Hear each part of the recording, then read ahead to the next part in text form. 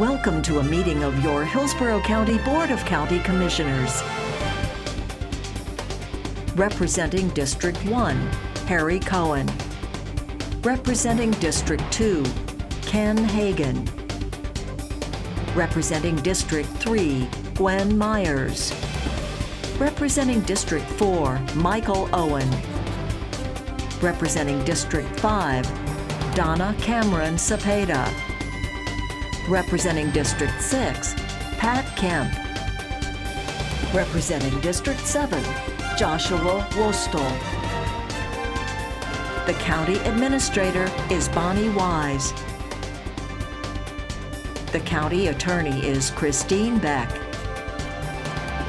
Time is set aside at the beginning of each meeting for citizens to speak on any issue. So we have time for everyone. Speakers are asked to limit their comments to 3 minutes. Today's meeting is brought to you with closed captioning by Hillsborough Television. Good morning and welcome to the April 3rd, 2024 regularly scheduled board meeting in the Hillsborough County Board of County Commissioners. Would everyone please rise for the pledge and invocation given by our chaplain, Commissioner Cameron Cepeda. I pledge allegiance to the flag of the United States of America and to the republic for which it stands, one nation, under God, indivisible, with liberty and justice for all. Heavenly Father, we thank you for who you are, and we thank you for your great love that you have for all of us. And we pray today for the retirees of Hillsborough County, the March retirees of Hillsborough County, in Library Services, Timothy Staten, in Transportation Maintenance Division, Martin Solano.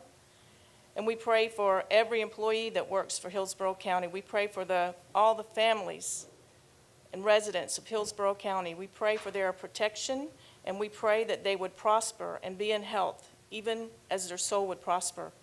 And we pray for every county commissioner that you bless them, that we would be a blessing to all the residents of Hillsborough County. And we ask you to bless this meeting in your holy name. Amen. Amen. Thank you, Commissioner Cameron Cepeda. This morning we have one special proclamation to present, and that will be by Commissioner Myers.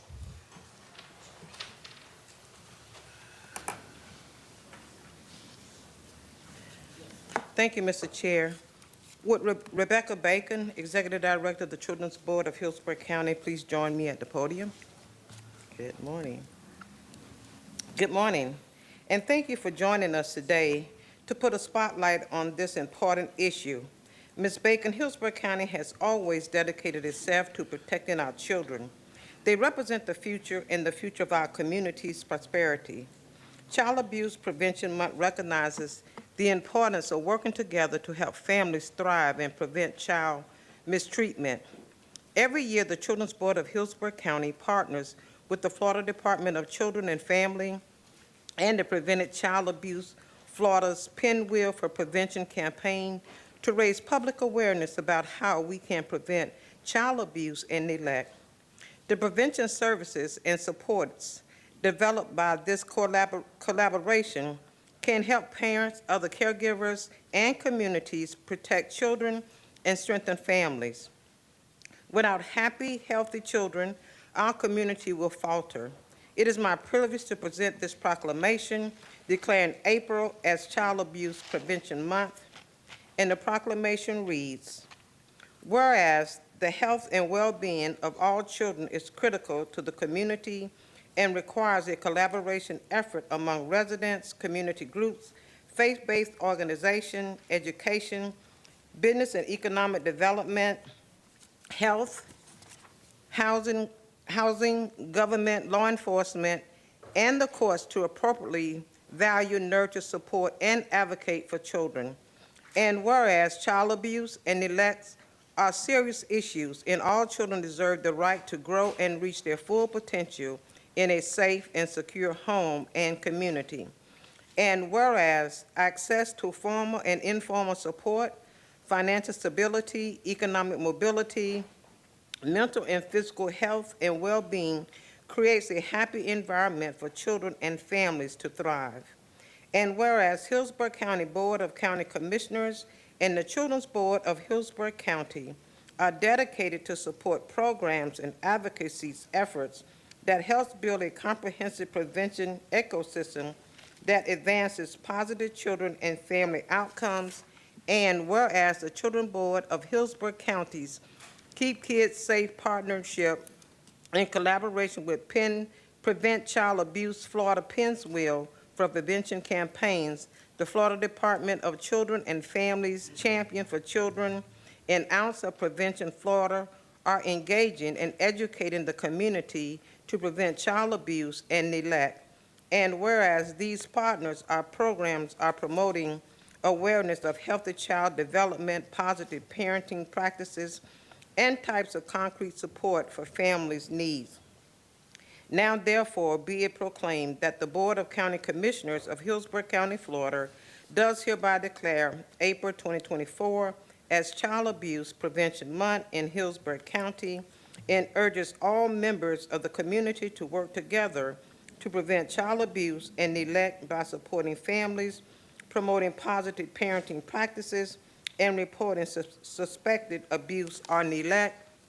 Individuals and organizations are encouraged to participate in events and activities throughout the month to raise awareness about the importance of preventive child abuse and neglect and to show commitment to all children in the Tampa Bay region. Executed this third day of April 2024. Congratulations, Ms. Bacon, and thank you for all that you do here in Hillsborough County and in your new role, and I would like for you to share some comments with us. Okay, we got it? Step up. I think Ed is trying to get it. You get it, Ed?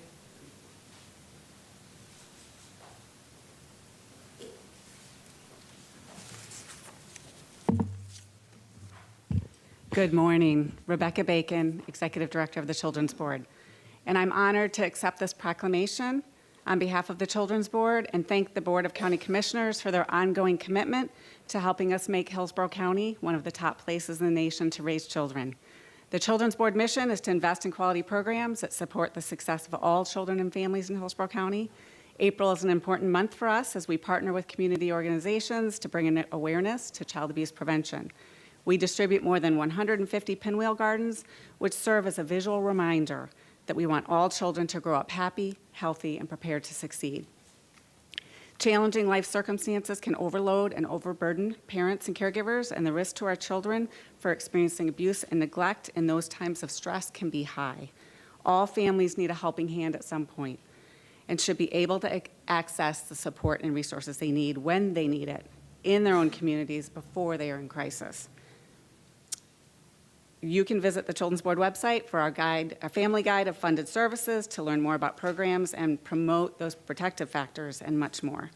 Prevention of child abuse and neglect is possible, and everyone plays a role. It can be as simple as being a good neighbor, mentoring a new parent, helping a family find resources, or volunteering with an organization that supports children and families. I'd also like to acknowledge Nikki Daniels from Champions for Children, one of our many partners and a long-standing local nonprofit dedicated to preventing child abuse and neglect in our community. Thank you for being our partners in prevention.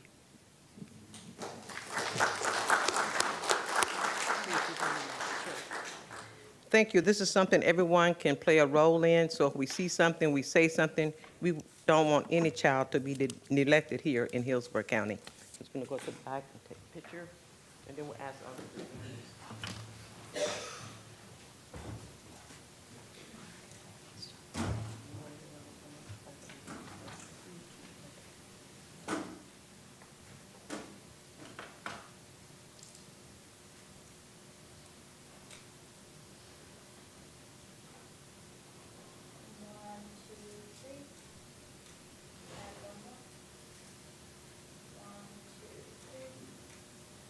Do we have any partners that would like to join us?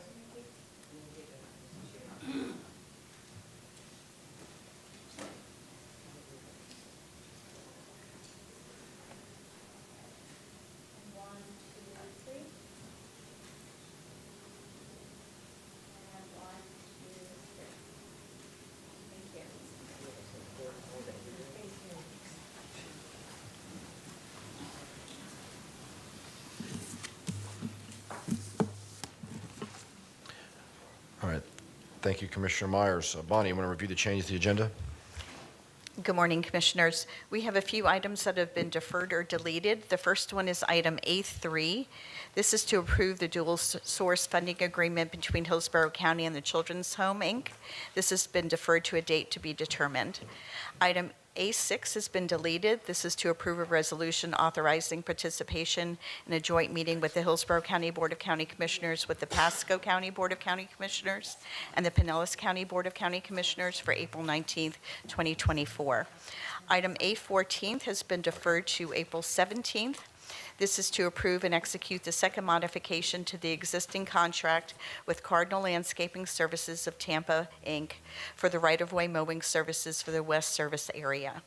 Item A50 has also been deferred to April 17th.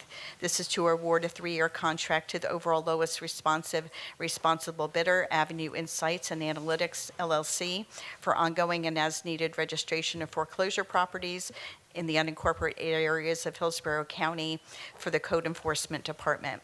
We have several items for time certain. The first one is at 9:45, which is item G1. This is to receive a report regarding a carbon capture, utilization, and sequestration pilot project. Item D1 at 10 o'clock is to conduct a public hearing and accept the recommendations of the hearing officer and Emergency Medical Planning Council to approve modifications to the current Certificate of Public Convenience and Necessity issued to Florida Health Sciences Center doing business as Tampa General Hospital to operate a total of 3 permitted ambulances. Item D2 at 10 o'clock is to hold a public hearing to receive public input and discuss the proposed fiscal year 24 budget amendment resolution, reducing the supervisor of elections budget by $200,000 and realigning the $200,000 to the countywide ad valorem tax transportation fund for roadway pavement preservation program capital improvement project. Item B1 is at 10:15. This is to receive a draft ordinance generally providing for the renewal of the levy of a referendum on the half-cent local government infrastructure surtax, known locally as the community investment tax, and to confirm as acceptable the provisions included in the draft ordinance recommended by the county administration following input received from the board. Item B2 at 10:30 is to accept the Communications and Digital Media Website Content Management Report performed by the County Internal Auditor's Office. 11:45 is a recess for lunch. Those are the changes to the agenda. I thank you. Commissioner Wostel? Mr. Chair, I just wanted to point out for item A6, I think it would be useful for the board to consider a letter just to our partners in our neighboring counties that our deletion of this is in no way a reflection of our desire or commitment to address the regional mobility challenges that we have. I believe that a perception was created by this, but it was simply just a challenging delay, and it might be worth a while for us to address that to them. Thank you. Okay, if we can include that in the changes. Right, and a new date will be scheduled as soon as possible. Okay. Can we have a motion to approve the changes? Move for approval. Second. Motion, Commissioner Myers, second Commissioner Cohen. Please record your vote on changes to the agenda.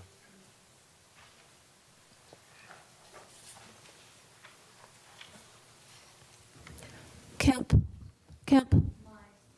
My screen is not working. I'll vote yes.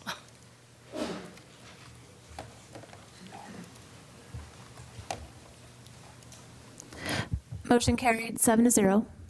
All right, the board will go into the public comment portion of the agenda. The board welcomes comments from the citizens about any issue or concern. Your opinions are valued in terms of providing valuable input to board members. However, it is requested at the same time when you address the board, comments are not directed personally against a board member or staff, but rather the issues. We've set aside 45 minutes for public comment this morning. The chair will call on speakers by the name and the order in which the requests to speak have been received. When addressing the board, please state your name and speak clearly in the microphone. Each person will be given 3 minutes. We have 27 people that have signed up this morning. If everyone is in attendance, we will not get to everyone, so just want you to know that up front. The first 3 speakers are David Coleman, Joseph Robinson, and then Norrin Dollard. Mr. Coleman.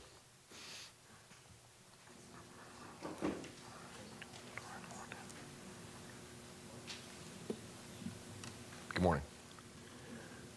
Good morning, Dave Coleman. I attended the Affordable Housing Advisory Board meeting and brought up the lack of answers to where our homeless go. I still can't find the $130 million to affordable housing in last year's budget presentation. Thanks for funding homes for some of our 5,000 foster children, but you just took one of the items out. I attended a THHI presentation from 2022 to 2023. There was a 100% increase in the number of senior residents experiencing unsheltered homelessness. Due to this increase in requests for housing, food, gas, and other necessities, people 62 years and older have become the most visible and most difficult demographic to house using traditional methods. The city is moving towards easier zoning laws on ADUs. I can't find unincorporated guidelines. We desperately need real shelters and real answers for housing, especially for our most vulnerable and even our missing middle. The board has already expressed there won't be school, building, and maintenance in the CIT. You said don't even come here asking for a millage. You were quite conflicted when you hog your $2.3 billion in savings while raising my garbage bill $85 and doubling my water bill. The voices were strong yesterday at the school board. Parents, teachers, and even a charter school representative spoke to the need for the millage. The GOP groups ranted in vulgar prose in front of children, then added, oh, and no mill. It's 2 years early, but reinstate the CIT, get the millage on the ballot. TICO wants to raise rates again. Stand up to your campaign donor and speak to TICO about the needs of the people that actually elected you. Mosaic had a fire. I wrote to all of you. One responded.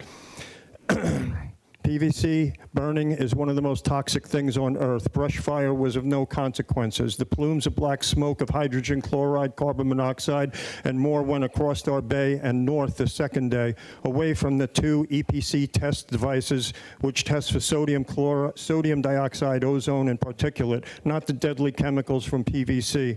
The response from the fire chief, the county, and the news was completely inadequate and endangered lives. Dumping tons of water on burning PVC and its contents just released it into our estuary. The deadly compounds in the air left to settle on Davis Island, our bay, and as I said, population centers north on the second day. This needs to be investigated. You have said this is not democracy, but people are here today, and you've called us nothing but activists. Well, the people are here. They're coming. I still want to know about the $600K you spent last time on A37. I want to know why you're attacking our Hillsborough County health card. Reinstate the $200K for fair elections. Thank you. Thank you, Mr. Coleman. Next 3 speakers, Joseph Robinson, followed by Norrin Dollard and Brooke Ward. Good morning, Mr. Robinson. Joe Robinson, 7. And it was a 7. 11. Snake eyes. Listen to me. Now, the school district already called the bluff. They're on the ballot. They'll get on there.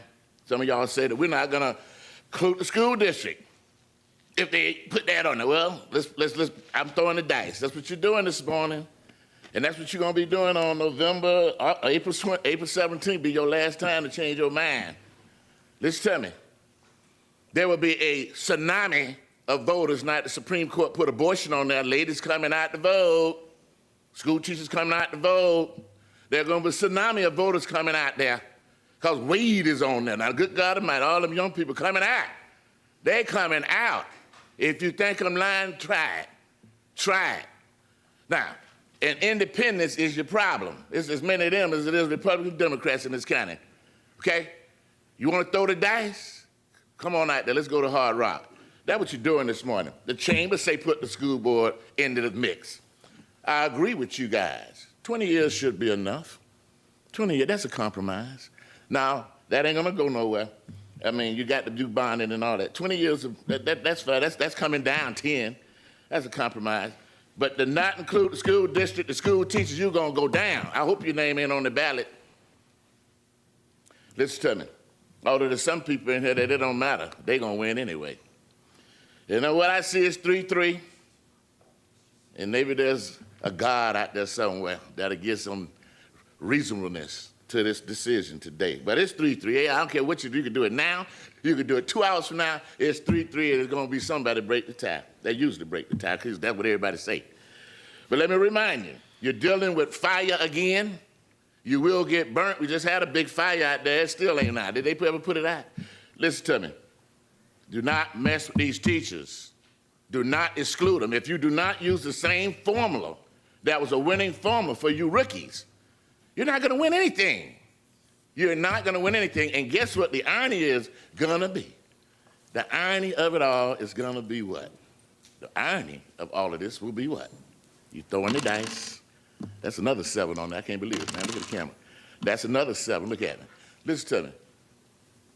You know what's going to happen? The teachers, everyone tax. Remember, this is a sale tax. People, tourists are paying for this, man. They down in their spring break. This is a CIT tax. It's not a tax on your property. Every year, Bonnie has it. You got to come up with the projects. There'll be no playing games. Every year, you got to do that resolution. So there's a lot of checks and balances on it. You know, you need to have a committee that oversees the CIT. $55 million in funding for infrastructure to date. In 1996, when the community investment tax was passed, voters approved the measure because it reflected the community's need for strong infrastructure, public safety, and public schools. The CIT funds are dedicated to capital improvement and construction. Since its inception, much-needed schools have been built in the South County, for example, who has a burgeoning population. And there have been many improvements and modernization to schools to improve the environment for students and to forward their learning. Local funding is the most important and significant part of education funding and constitutes 48.7% of total education funding as compared to 32.3% and 14% that come from state and federal sources. Hillsborough voters, along with those in 30 other counties, Florida counties, value their public schools and want to ensure the resources are there to fully support our students, teachers, and schools, and maximize our students' potential. Florida is a chronically underfunded state when it comes to education, with an overall ranking in 48 in teacher pay and 43 in per pupil funding. The community investment tax is an important investment in our county's public education. I urge you to keep the schools and the community investment tax at their current level. Hillsborough County voters deserve to decide this for themselves. Thank you. Thank you, Ms. Dollard. We have Brooke Ward, followed by a Todd Randolph, and then a C.L. Townsend. That's virtual. Good morning. Good morning. Thank you again for allowing us to speak here this morning. My name is Brooke Ward. I am the Senior Florida Organizer with Food and Water Watch. We have 5,433 Hillsborough County members. I'm also a leader in our Hillsborough Affordable Energy Coalition and one of the founding members of the Tampa Bay Climate Alliance. We're also part of a statewide network working on similar policies in local governments around the state. There's a lot of bad ideas coming through today, but I'm here to speak on one of those, specifically the carbon capture pilot program that's being proposed today. Carbon capture is an industry scam, straight up. It's a sideshow and a distraction from real clean energy solutions. Although the pilot program for these 60 days is going to be funded by low carbon, when it comes back to you, it's going to cost the county money. The money proposed for this project could be spent on so many other things. It could be invested in energy efficiency upgrades that would lower bills, while also reducing carbon emissions. The projected cost of a 40-ton unit is $24.8 million from county funds. This plant puts over 600 tons of carbon into the air each day. So that's a lot of money to not even make the slightest dent in the carbon output. Initially, the county had said on January 17th, the chair had let us know that this could be possibly covered by federal grants. But according to the county administration's report, the county is going to need to provide matching funds. So this is not a zero-cost endeavor. The county administration's already put countless hours into this dead-end project, and I know they just want to see, hey, will this maybe work a little bit? But we don't need to be investing any more county time or money into sideshows and distractions. This county needs real climate action, and this isn't it. Low Carbon's carbon capture scam is a distraction to the real work of moving off dirty fuels and delivering clean, affordable energy to Hillsborough residents. Like I said, it could go to energy efficiency upgrades. That would lower bills. That would reduce the carbon.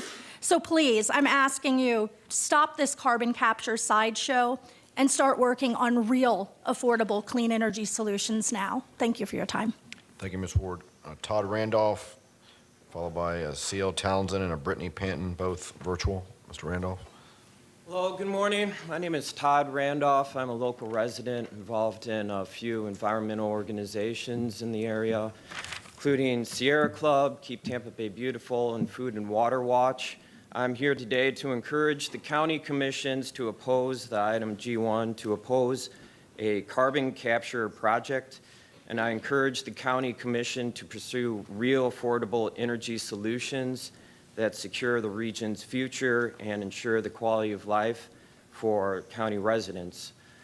The biggest promoter for carbon capture is the oil and gas industry, and that doesn't make sense. Similar to the myth of plastic recycling, oil and gas uses carbon capture as a distraction to continue business as usual, and leads us to these red herring solutions that are just a smokescreen for pursuing real action on the issues that we have today. I encourage the county commission to oppose this item and to to continue looking for real solutions to the problems that we're facing. I think it's important at this time in history that all levels of government address the carbon emissions problem that we have, but not with false solutions such as carbon capture. Thank you. Thank you, Mr. Randolph. Is there a Ms. Townsend who's virtual? Is she on the line? Good morning, Commissioners. This is C.L. Townsend. I'm from Plant City and president of the Plant City Democratic Club. We are concerned about the decisions regarding the community investment tax. We would propose that you definitely extend this for the 30-year period at the current rate and include the school department at its 25% annual level. With the expected population growth of close to 500,000 people by 2050, there is no reason to expect that our needs for capital improvements are going to decline, and the need for infrastructure improvements will certainly expand. So please continue what we've been doing. Give the voters a chance to support our infrastructure development. Thank you. Thank you, Mr. Townsend. Is there a Brittany Panton virtual?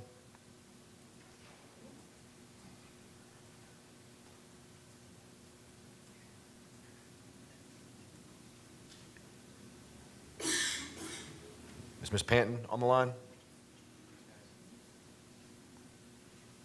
Okay. Donald Hampton, virtual.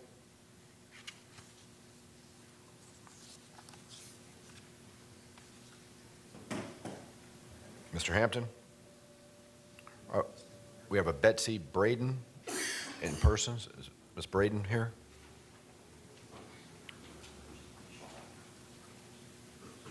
And that will be followed by a Karen Jarosh and Kalista Snyder, both virtual. Good morning. Morning. Hi, my name is Betsy Braden, and I am a resident of Tampa. Thank you for letting me speak.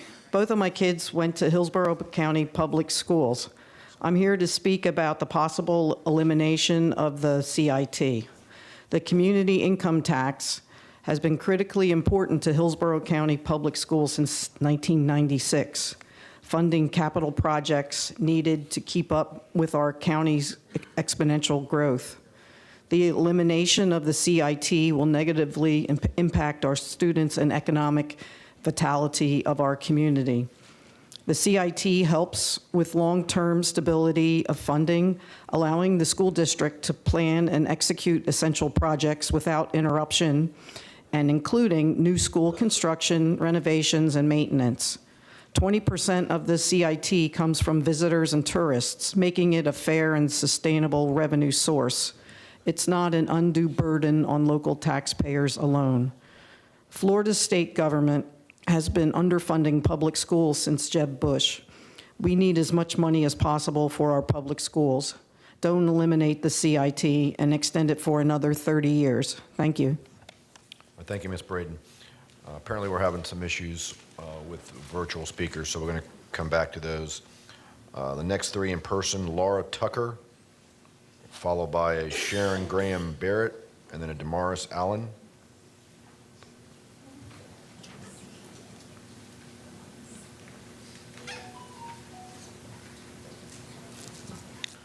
Good morning. Good morning. My name is Laura Tucker. I'm a retired school district employee. I was a social worker for the district for 35 years. And I now, as a retired person, sit on several different community volunteer boards. I'm the president of the Hillsborough County Democratic Public Education Caucus, a brand new caucus here in Hillsborough County, representing students and teachers and the public, making sure that our schools are well-funded and that students have every ability to receive a good, fair education. I'm here to say that the community investment tax, I'm not going to tell you what it is because you know what it is, but the tax needs to continue, as the voters back in 1996 said that it was important for those dollars to be shared across several entities, and the school district being one of those. I think it's very important that you extend that another 30 years and to continue that level funding of 25%. I'd also like to talk to you this morning about the proposal to decrease the supervisor of elections office by $200,000. I think that this is inappropriate and needs some further study on your part. I was surprised to be reminded this morning as I was studying on my way here that simply within my very short lifetime, voter rights have changed quite a bit. In my lifetime, we had a poll tax. In my lifetime, there was a literacy test for voters. I was very surprised to find out that that was in my lifetime. I really thought it was much further back. But there has been voter suppression throughout my lifetime. And I think reducing the budget for this very important office, utilizing incorrect numbers. We all know that the voter rolls have been affected by manipulating who is active and who is inactive. And I think that when you're using incorrect numbers, then you're not being honest with the public about why you want to reduce the budget of a very important office. I appreciate your time this morning, and I hope that you will take my words under consideration. Thank you, Ms. Tucker. Sharon Graham Barrett, and then a Damaris Allen, and then we're going to give the virtual speakers another attempt. Good morning. Good morning, Commissioners. My name is Sharon Graham Barrett, and I am a healthcare professional and a private practice owner here in Hillsborough County. I am here to urge you to continue the inclusion of public schools as recipients of the CIT funding at least their current levels. Our Florida public schools are ranked at the bottom among the states in terms of funding invested for our students. This is shameful, and our families are feeling that. I was struck with the prayer this morning. It was a beautiful thought.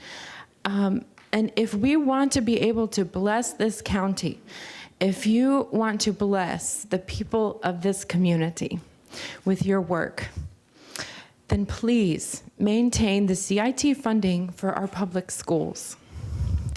Time and again, our residents have spoken out in support of increased funding for public education. There is no greater investment we can make. Please keep the CIT funding in support of our public schools at their current rate and formula, at the very least. Thank you. Thank you, ma'am. Damaris Allen. And then we'll go back to Brittany Panton and Donald Hampton, virtual. Good morning. Good morning, and thank you for this opportunity to come before you today. My name is Damaris Allen, and I have been a resident of Hillsborough County since I was in 2nd grade. I grew up in Hillsborough County Public Schools, and my children attended Hillsborough County Public Schools. Also, this was one of the first decisions, the CIT was the first decision I had to make as a voter in this county. And I supported it then, and I support keeping it now because our children and investing in our kids is so important. One of the things that was mentioned in the last meeting was the importance of protecting our taxpayers. And I want to talk to you about how we protect taxpayers by using this investment and including public schools. If you remember, our public schools are used as shelters, which is why maintaining their infrastructure is so important. Over the last 3 years, we've had to close down and utilize our schools as emergency shelters every single year.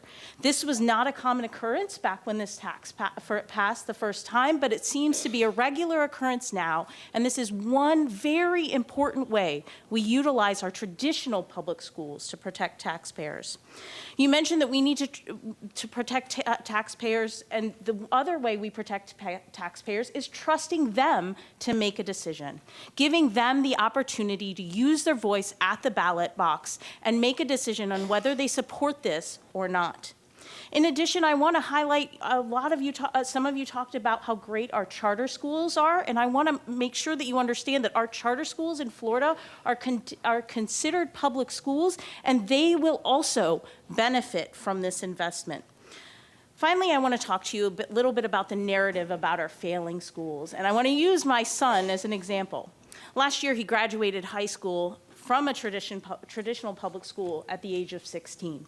He started at college as a 2nd semester sophomore, and in his 2nd semester of college, at the age of 17, he took a graduate level course. He maintains a 4.0 average, and you may think, oh, maybe he has an easy major. He is double majoring in physics and mathematics.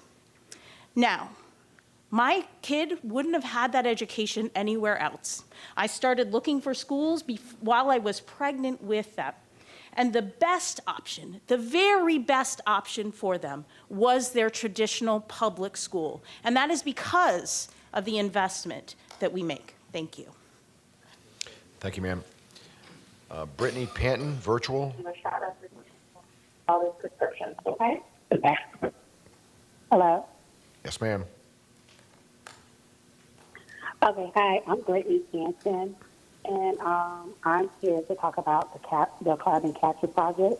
It's not only a scam, it's to continue to ignore what's really important and it's at risk. We need to get off of the dirty fossil fuels and transition to renewable energy. If Hillsborough County, no, if the whole state of Florida would just reduce the amount of money we invest in fossil fuels and put it in renewables, we could save our planet, we could save our health, we will be healthier, and we'll be able to afford our utilities. The utility rate hikes have increased over 62% in the last 5 years, which is ridiculous. We have single parents that have to struggle on a day in and day out to stretch one paycheck 5 to 6 different ways. Okay? So we need to invest into renewables. This carbon capture project does not really exist. You're blowing smoke. The people of Hillsborough County, us, the residents, we need to start working on a real affordable, clean energy solution now. That's all. Thank you. Thank you, Ms. Panton. We have a Donald Hampton, then followed by Karen Jarosh and Kalista Snyder. Mr. Hampton. Good morning. My name is Don Hampton. I want to thank you for allowing me to speak this morning. county board meeting, it started with the Pledge of Allegiance that ends with liberty and justice for all. So why is the board at this time trying to reduce the budget of the supervisor election by $200,000? This will affect black and brown voters the most by taking them off the rolls, voter rolls unfairly. Election day in America, unfortunately, is not a paid holiday that allows our citizens to vote and get paid for the missed time off from work, with many of them working more than one job. As public officials elected by the people, for the people, to represent the people, I think you should be making it easier for our citizens to vote, not take that vote away. Remember, voting is each citizen's constitutional right, and we elect you to help uphold that right. Thank you, and have a great day. Thank you, sir. Karen Jarosh, followed by Kalista Snyder. Yes. Yes, hello. I favor eliminating the 25% share of the CIP going to the schools. The school board implemented their own half-cent school tax for their capital needs. They can reauthorize that when it comes due. They're also putting a teacher raise millage tax on the ballot in November. So this would be further doubling the taxation. I also favor removing stadiums from the list of eligible projects. Let's focus on our infrastructure needs like public works, to include transportation, public safety, public utilities, and no economic development projects, and again, no stadiums. Also, I'm opposed to a term longer than 10 years. Let's do what our neighbors in Pinellas and Pasco do and allow voters to reauthorize the tax every 10 years. How are they able to fund their infrastructure in this time frame, but we're not? Setting the term of the tax longer than 10 years is ill-advised. Bonding out the tax essentially means spend it now and have our children and grandchildren pay it later. Bonding is costly, especially when interest rates are high as they are now. From the February 14th workshop, we learned that the county spent $1.1 billion on capital projects over 30 years. More than half of that amount was bonded out early in the 30-year tax, costing a whopping $127 million in interest and debt service. To grasp the scale of $127 million in interest, this was more than the entire 30-year allocation for both Parks and Rec and library category. How many fire stations would $127 million have funded? How many miles of sidewalk? With the state budget a done deal, we now know the $256 million of the illegal 2018 tax collections will be allocated to Hillsborough County for road resurfacing. This will give the county a fiscal relief valve and make paying for projects as you go, such as Lithia Pinecrest and public safety, attainable and debt financing unnecessary. Be careful to overreach in this economy. A term longer than 10 years will very likely draw organized opposition to the tax. And this board knows this tax will already be a hard sell to an electorate who is struggling with high housing costs, high gas prices, and skyrocketing food costs. The 96 vote was held in an off-cycle election with low voter participation. That won't be the case this time around. The laws have changed, which require the vote to be held in the general election. Opposing a 15 or 20-year tax will be much easier than a more reasonable one reauthorized by the voters every 10 years, especially now that we know there will be an additional school tax on the ballot. And don't forget, if you overreach in the time frame and the tax fails this November, it will be 2028 before it can be put back in. Thank you very much. And thank you, ma'am. Kalista Snyder, virtual, and followed by Abby Schnittiker, and then Chris Taylor. Is Ms. Snyder on the line? Hello. Hello. Good morning. Can you hear me? Yes, ma'am. Good morning. My name is Kalista Snyder. I'm a citizen of Tampa and a biologist working in the area. I would like to further oppose, as others before me have said, the carbon capture pilot program. This being my major, I learned in school and I'm learning in my career now that this is just a Band-Aid of a solution to a problem that has much better solutions for it. This money spent, I believe it was said like $28 million before me, can be spent much better elsewhere with other programs that are actually clean energy and more energy efficient as well, which will lead to lower bills for your citizens as well. This is the classic case of greenwashing, a solution which promises to do much but actually does nothing sustainable, and it's an excuse for businesses to keep polluting and keep, business as usual while actually doing nothing for the people that it's supposed to be helping. Thank you. Thank you. Abby Schnitker, followed by Chris Taylor.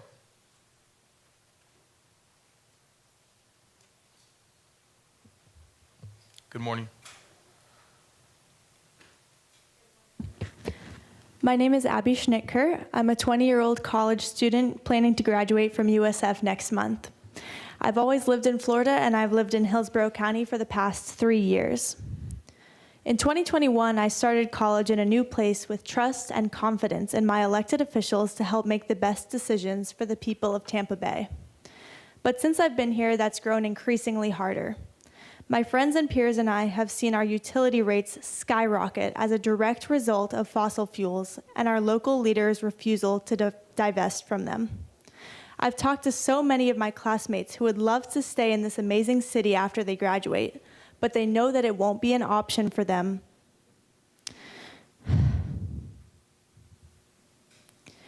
Our electricity bills are soaring with no end in sight. Like so many others here in Tampa, we don't have the means to keep paying for this while working and studying.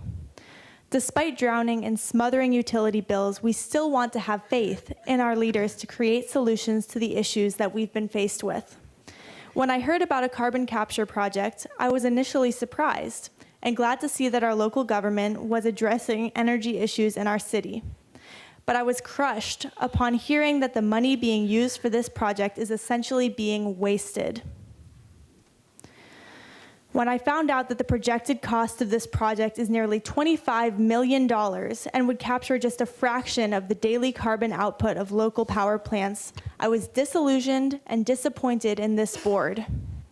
I trust that the board wants the best for its student residents and all its citizens, but it's getting harder to believe that when I see our budget going to pointless projects like carbon capture and our commissioners blatantly ignoring the energy upgrades that we so desperately need. But here's the good news. We can fix our energy crisis with your help, commissioners. We are begging you to invest your time and energy in real, affordable, clean energy solutions. Please hear us. We know you can help us if you'd only make this urgent change and divest from fossil fuels and carbon capture. By investing in clean energy solutions instead, you would be making an investment in students and our futures as successful and productive citizens of Tampa. If you want a booming economy and a thriving youth population, listen to your student constituents. Start working on affordable clean energy solutions now. Thank you. Thank you, ma'am. Next three speakers, Chris Taylor, followed by Denise Herndon, and then Ron Weaver.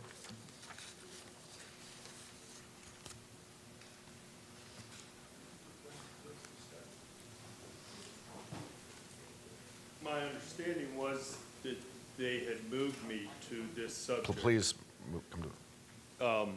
That they had moved me to this subject area within the agenda. What are you here to speak?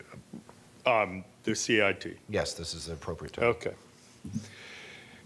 Good morning. I spoke to this board the last time that you were in session.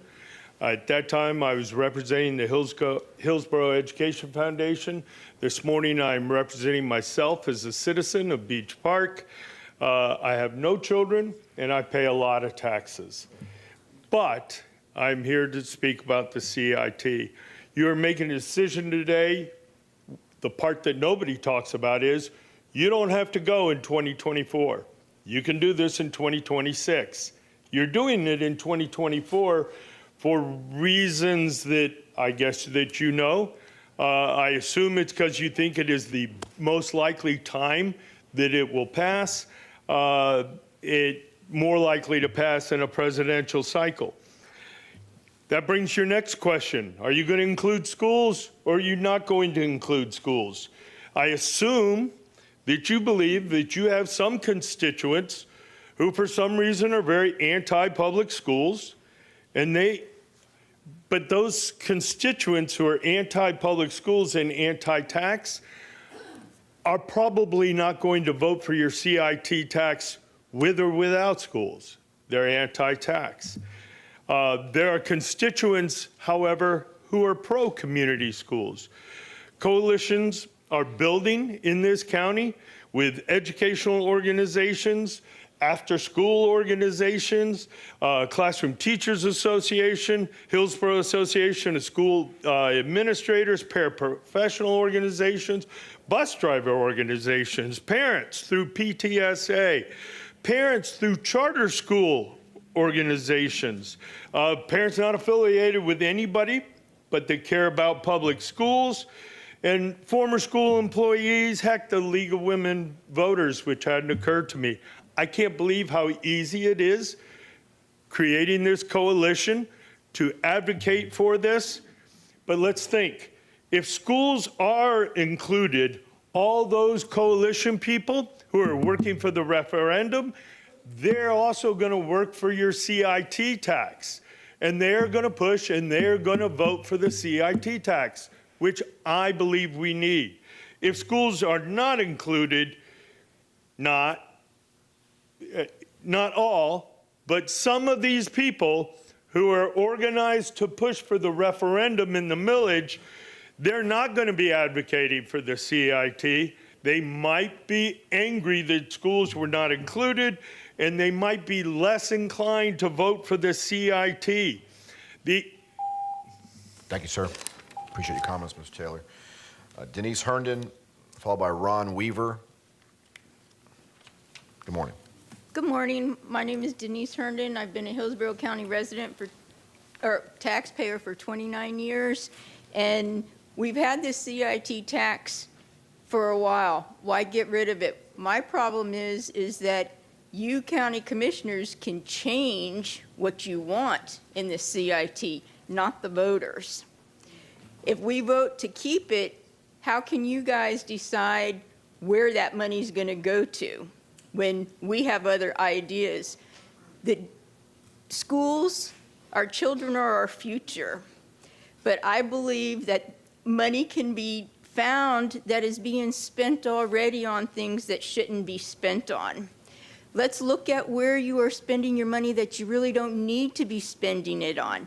I've brought up a few things, and one of mine is I don't think any elected official should have his name on any buildings, vehicles, bags, pens, whatever. And I have a letter here from the Sheriff's Department on what they spend for Chad Chronister's name on things, and I just really don't believe that these expenses are correct. I don't know how many buildings there are that have his name. I don't know. This list here is just one vehicle, one building. And on here, it says that they spend $16.50 on each vehicle to have his name on. And they say, oh, it's in-house. It doesn't matter whether it's in-house. Somebody had to work hourly to pay for that. And I know it's more than $16.50. These are places we're spending on things. You look at what you're spending and get rid of those junk things. If we need money so bad, and why can't you figure out there's enough of you here that each of you can take an item that we really need. We need fire stations. There's other things that we need. We need schools, the teachers. There's this millage rate. How much millage rate compared to Pinellas and Pasco that ours is? Everyone wants to say, oh, they voted it in, but what is our millage rate compared to theirs? That's what you look at, and what schools that they have. Like I said, our children are our future. Let's get the junk spending out. The $600,000 for somebody to audit Hillsborough Health Care. The stuff that I'm hearing concerning the carbon capture, $28 million. Why are we spending this money on these things that when we really need more? Thank you. Ms. Herndon. Ron Weaver, and then the last speaker this morning will be Kim Dude. Good morning, Ms. Weaver. Thank you, Mr. Chairman. Ron Weaver, 4403 West Dale. I rise this morning to ask you, please, ladies and gentlemen of the jury, on the verdict on whether or not Hillsborough County will or will not compound the Florida legislature's literally short-sighted roadblocks to urgently needed delayed infrastructure with a Simon Says 1 vote per 4 years.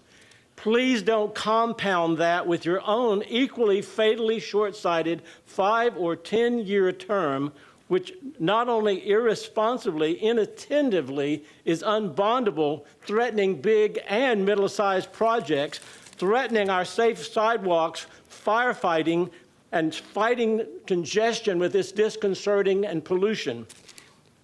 Every 5 or 10 years, if you play Russian roulette and there's another COVID outbreak, there's a recession, and you can't get it renewed every 5 years or even every 10 years, you need a term of at least 20 years to be bondable, to have a planning horizon in order to get the job done.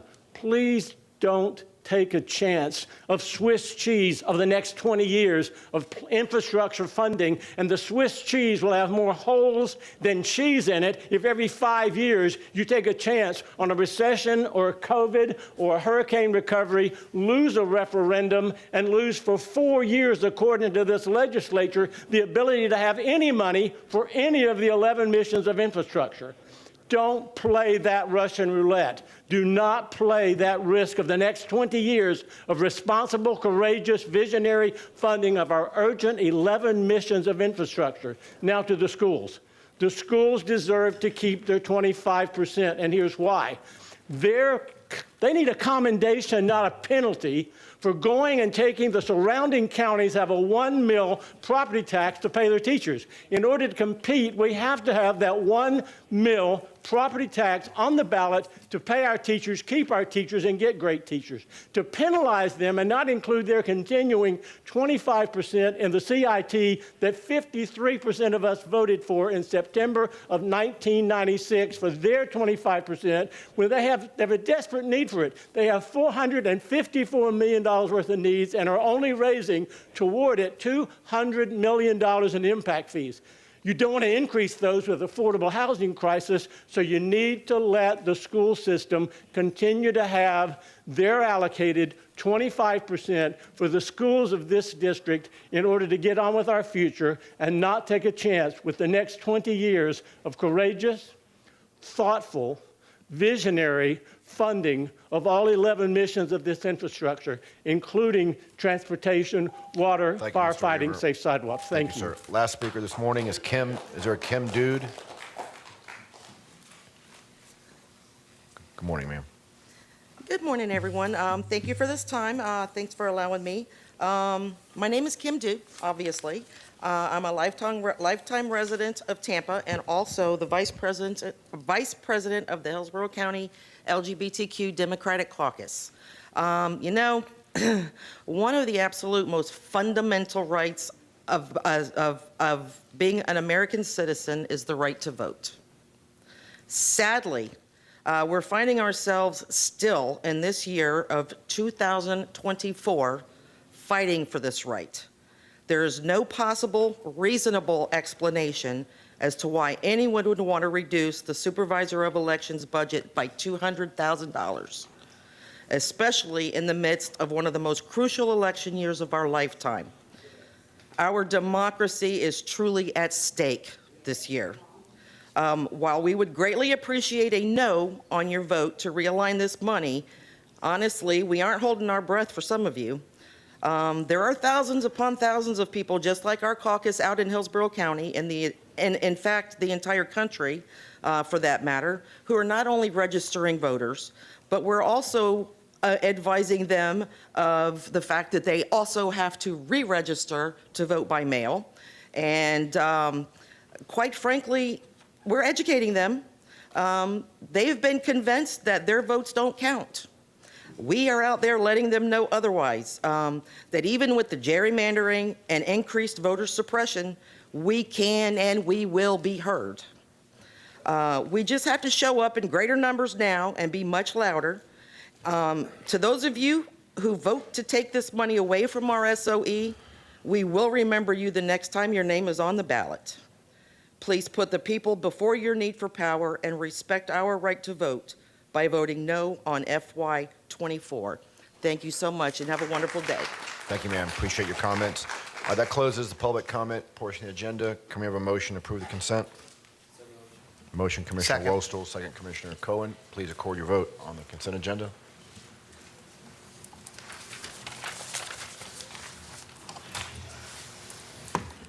Motion carried 5-0. All right, Bonnie, you want to introduce the first item? Yes, the first item is item G1. This is 9:45 time certain. This is to receive a report regarding a carbon capture utilization and sequestration pilot project. And Kim Byer and Gregory Horwedel are here to present this item. Good morning. Good morning, Commissioners. Kim Byer, Assistant County Administrator. Low Carbon has presented a proposal that outlines their plan to fabricate, install, and operate a one-ton carbon capture, utilization, and sequestering system. Low Carbon's process does not involve injecting water or carbon underground. Instead, Low Carbon's technology utilizes a proprietary catalyst to capture carbon dioxide emissions from our resource recovery facility exhaust stack and then converting it into calcium carbonate. The pilot system requires minimal water or energy. We don't anticipate any significant permitting issues or efforts from the pilot phase. However, before construction, the staff and Low Carbon will need to meet with the Florida Department of Environmental Protection to review the capture process to ensure compliance and transparency. It's important to note that this proposed system does not involve underground injection. The operating draft agreement developed by the County Attorney's Office provides minimal liability to the county, as Low Carbon will cover all costs associated with this pilot, except for the necessary water source, which is equivalent to that used by one single-family home daily. There is potential to market the calcium carbonate. However, during this pilot, Low Carbon will market the calcium carbonate, and we will provide the sales receipts to the county. Federal grant opportunities are available for funding a larger carbon capture facility. However, the match is usually 1 to 50% for these grants. A successful pilot would or could make or enhance the county's eligibility for some of these grants. Low Carbon has committed to install the pilot project equipment at no cost to the county. If the county elects to move forward with a larger facility, it would be an open bid or an open request for proposals for qualified firms. At that time, Low Carbon would be eligible to provide a proposal for the larger facility. That completes my report. I'm here to answer any questions you may have. All right, thank you. I think that was very, very thorough, and I appreciate that. Commissioner Kemp's in the queue. I initiated this item, so I want to ask a couple questions before we open it up. And I don't know if this is for you, Kim, or Greg, whichever you think's best. And I want to ask these questions because there was a lot of misinformation stated this morning. Is Low Carbon covering all the costs associated with this pilot? For the record, Deputy County Administrator Greg Horwedel, yes, sir, that is the hallmark of this particular demonstration pilot. They are covering all the costs, both for the installation, operation, and removal, if we decide that that needs to happen. Okay. Next question. Am I correct in understanding that Low Carbon is assuming or incurring the risk with this pilot? Yes, sir, and I would give kudos to Hank Ennis from the County Attorney's Office. He did draft very strong language on the indemnification, and we believe that the risk is mitigated in this particular proposal. Okay.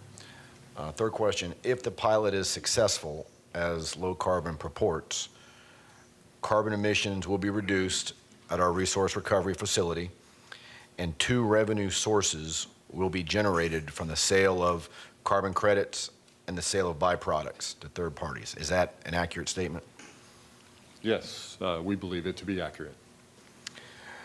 And Kim, I know you stated this, but I want to say it again. If the pilot is successful and we want to consider a permanent facility, an RFP will be required. That is correct. Okay. And I think this is actually in the backup, but I want to get it on the record. Can staff see any reason why we should not move forward with this pilot? No, sir, not at this time. Okay. And then the last question I have, again, because of some misinformation that was stated earlier, is it safe to say that staff would not be bringing this agreement to the board if they thought that carbon capture was a scam and sideshow, as was stated during public comment?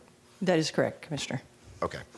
Board members, I just want to get this straight. This is not costing the county anything. There's no risk. If successful, carbon emissions will be reduced, revenue will be generated, and RFP will be required to be performed if we want to go beyond the pilot, and staff supports the pilot. In my time in office, to me, this is as close to a no-brainer as I've ever seen. So with that, I'm going to pass the gavel to the vice chair, and I'm going to make a motion to accept the report and to bring the agreement back at our next board meeting, although the agreement's in our backup, I guess because it wasn't necessarily advertised, but to bring that back for approval at our next meeting. Okay. Got a motion by Commissioner Hagan, and a second by Commissioner Wostol. Commissioner Kemp. Thank you. I have many questions. First off, and I was going to ask this, but I heard the speaker say it. So this pilot project is only supposed to last for how long? 60 days. Okay. And I know with the pilot project, you're saying the water use of one household and 1 ton of carbon. Is that like if the pilot project lasted for a year, it would take 1 ton of carbon out of the air? It's 1 ton daily. Okay, 1 ton daily. And how many tons of carbon does the plant now produce? 600 tons a day. Okay, so it takes 1 ton out, it produces 600 tons.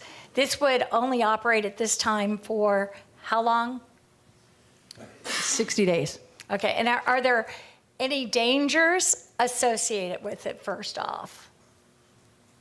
Not that we're aware of. And what about the byproduct, calcium carbonate? In what form is that? Does it have to be stored? Are we talking about things like gypsum? Do we know that there's a market for it? Are we responsible for the calcium carbonate byproduct? Our understanding is it will be generated as a powder, a calcium carbonate powder, which is marketable to the concrete industry and other construction products. That's why we gave the responsibility to Low Carbon to market the product. That way we could see what the product could produce in regards to revenue. So I know it says also that this is this 60-day project that they're going to bear the cost of, this company. That's the sole source of approaching this. However, if this moves further and it comes back in the form of, like you described, an RFP, a much bigger project, what is the scale of the bigger project? And I know it said what would be some kind of estimated cost. And in here, in your backup, it states that we would be responsible for some 50% of it. We might be able to get federal funds, we may not. So, and it's just, I just don't, if it's scaled up, how many tons of carbon, what are we talking about? So, Commissioner, as a demonstration project or as a pilot project, we are under no obligation to do further activity. I want to be very clear about that and emphasize it. It would be at the board's discretion based upon whatever the administration would bring forward as far as a recommendation. If there were an RFP, I can't begin to say what types of proposals we might get back. We would get back, I'm sure, some. One of them may be low carbon. And I know at one time they had proposed as part of the project that we would automatically go to a 40-ton facility. That's 40 tons per day. Staff and the county attorney's office rejected that concept and made it absolutely clear that this is a definitive two-step process whereby the pilot has to perform, we have to be satisfied that it's performing, and then we would have to have the board authorize the issuance of an RFP where you all would see the results of those submittals, and then ultimately, if the board chose to, you could award a bid to whomever you felt was in the best interest of Hillsborough County. And the 40-ton plant would, or the 40-ton carbon capture project would be at, what estimated cost at this time? All I can say is that low carbon had initially proposed around a $24 million cost.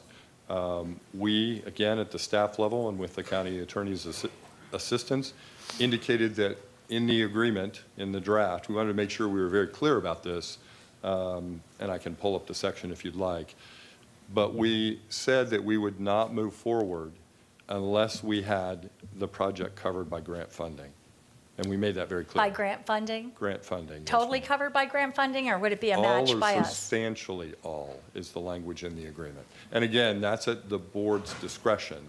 Whatever you all determine is based on the proposals that we would receive. If we go that step, we would make absolutely clear what the requirement was for the county. Well, I have to say, I do appreciate that the staff has put these safeguards into, from all accounts that I have read or understand or looked at, and by environmental groups and, that have been looking at this. I have one more question. Is a pilot project or a project operating anywhere else that we can already look at?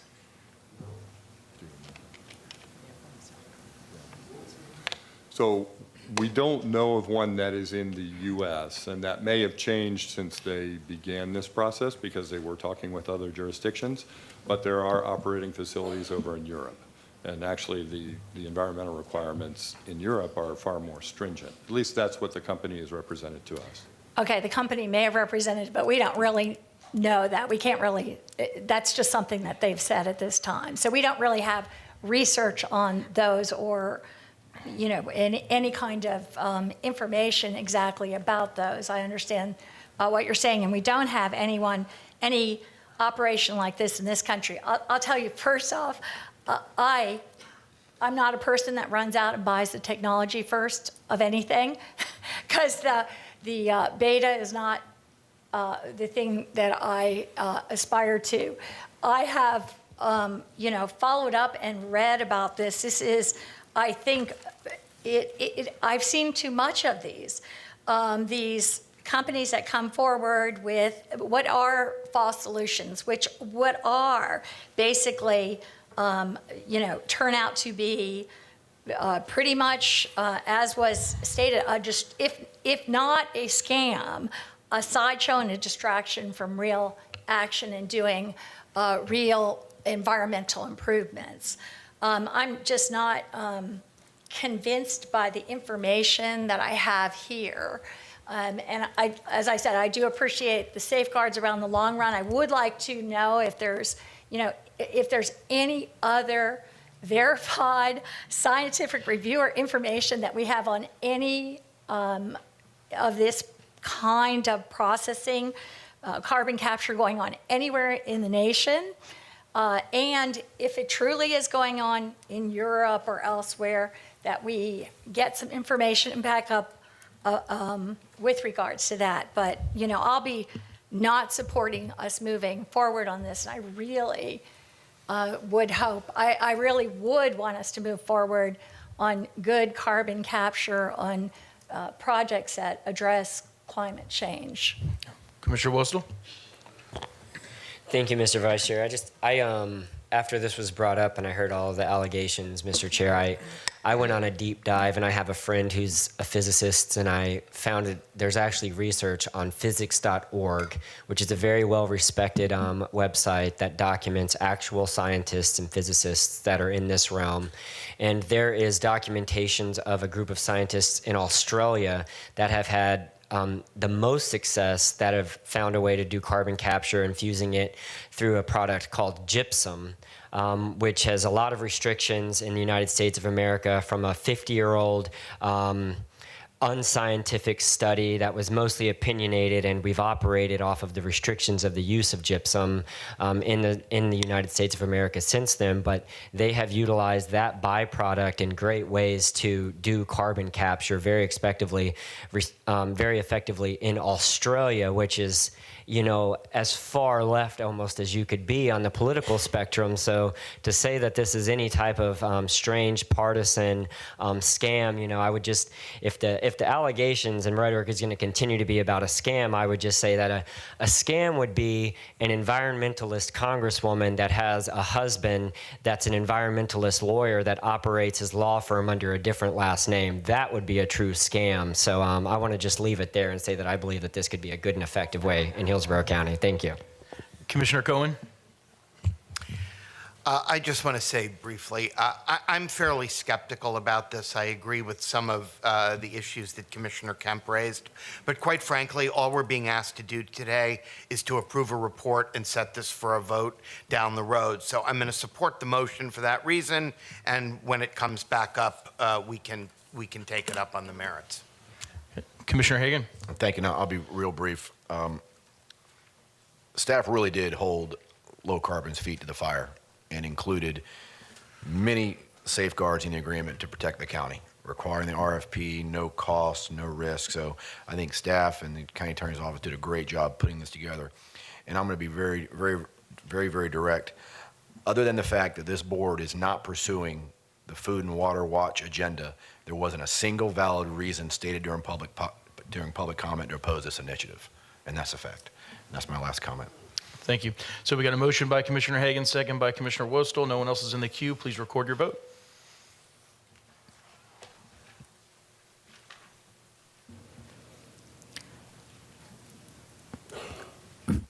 Motion carried 6-1. Commissioner Kemp voted no. Thank you, board members. Bonnie, next item. Thank you. The next item is item D1. This is a public hearing relating to permitting 3 ambulances for Tampa General Hospital. Jean Early will present this item. Good morning, Gene. Good morning, sir. Good morning, Commissioners. I'm Gene Early. I'm the Department Director for Hillsborough County's Healthcare Services. Tampa General is requesting 2 additional COPCNs to allow them to operate a total of 3 ambulances. They're going to utilize it to transfer patients being admitted to, discharged from, or transferred between their facilities. A hearing was conducted by the hearing officer, and the report with recommendations were reviewed by the Emergency Medical Planning Council, also known as EMPC, and both of them are recommending approval. The final step is for our board to hold its own public hearing, consider recommendations, and make a final determination on the application. This item has no financial impacts. This is a public hearing, and I believe we have a representative from TGH signed up to speak. All right, thank you, Gene. Yes, sir. This is a public hearing. We have 2 individuals that have signed up. Kenneth Allen, followed by Stephanie Pointer. Mr. Allen, present. Good morning, sir. Good morning. My name is Kenneth Allen. I serve as the lead paramedic for Tampa General Hospital, and I'm responsible for the operations of the ground ambulance and ground transport program. I'm here today as a representative from Tampa General Hospital and can answer any questions that you may have. Thank you. Thank you, sir. Stephanie Pointer, are you present? All right, did anyone else sign up or want to speak to D2 or D1, I'm sorry? All right, if not, what's the pleasure of the board? Move for approval. Second. Got a motion to approve, Commissioner Myers, second Commissioner Cohen. If no comments, please record your vote on D1.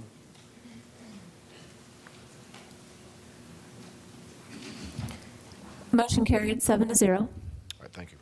Bonnie, next item. Thank you. Next item is item D2. This is to hold a public hearing and discuss amendments to the Supervisor of Elections budget in the amount of $200,000. Kevin Brickey, Director of Management and Budget, is here to present this item. Good morning, Kevin. Good morning, Commissioners. Kevin Brickey, Management and Budget. Item D2, as directed by the board at its March meeting, is a public hearing to discuss amending the FY24 countywide general fund budget by reducing the Supervisor of Elections budget by $200,000 and realigning that amount to the roadway pavement preservation capital improvement project. This public hearing has been properly noticed, and it would be appropriate to receive public comment at this time prior to the board considering the budget amendment item. Thank you. Thank you, Kevin. All right, the first three speakers for public hearing is Craig Latimer, followed by Ricardo Negron Almodovar and Lorraine Perino. Good morning, Mr. Latimer. Good morning, Commissioners. I'm Hillsborough County Supervisor of Election Craig Latimer, and I'm here once again to speak in opposition to this board's proposal to reduce my budget. This proposal is based on nothing but misinformation. And I'll start with the first one. There is not 3 elections in fiscal year 24. The next election is in August. After that, the next election is in November, which will be fiscal year 25. Also, there was some math that was done where somebody came up with a number of $40,000 for 3 elections, and the last time I checked, that'd be $120,000, not $200,000. What's more, as I stated before and I'll state again, that I knew in January of last year that we were going to be losing approximately 100,000 voters off the rolls. We knew that. And we did not budget and have never budgeted to send money to, or to send any mail to inactive voters. And that's what this allegation is about. I will give you something that's not misinformation. And that is, since October 1st, we have added 21,000 new registered voters to our rolls, and they will continue to go up. So there's going to be a total offset of these voters. You know, we're about to hold elections to give the citizens of our county a voice in our local, state, and federal offices, including who's going to be president of the United States. I want to be able to reassure the voters that their democracy is not in jeopardy. And I would ask this board to look deep and hard at the items in this agenda and in this proposed budget amendment to see the misinformation that's in there and vote no for this amendment. Thank you. Thank you, Mr. Latimer. Ricardo, followed by Lorraine Perino, who's virtual, and a Carol Ann Bennett, which is virtual. Is there Ricardo present? Good morning, sir. Good morning, Commissioners. My name is Ricardo Negron Almodovar. I'm the Senior Campaign Manager with All Voting's Local Action, a nonpartisan voting rights organization. We categorically oppose the resolution to reduce the Supervisor of Elections budget, especially in the middle of a presidential year. This is a very unusual decision, and it would set a dangerous precedent for elections not just in Hillsborough, but also throughout Florida, if officials can arbitrarily slash necessary funding, and it could also destabilize our elections at a time when some are actively trying to foster distrust in our election processes. There have been claims that, for example, inactive voters are ghost voters to justify this cut. However, that is inaccurate. Inactive voters are still registered voters who in most cases have either moved or missed a deadline to respond to a letter from the elections office. They will remain on the roll for 2 more general elections, and all they would need to do to be back on active status is to update the registration, request a vote by mail ballot, or go vote in person.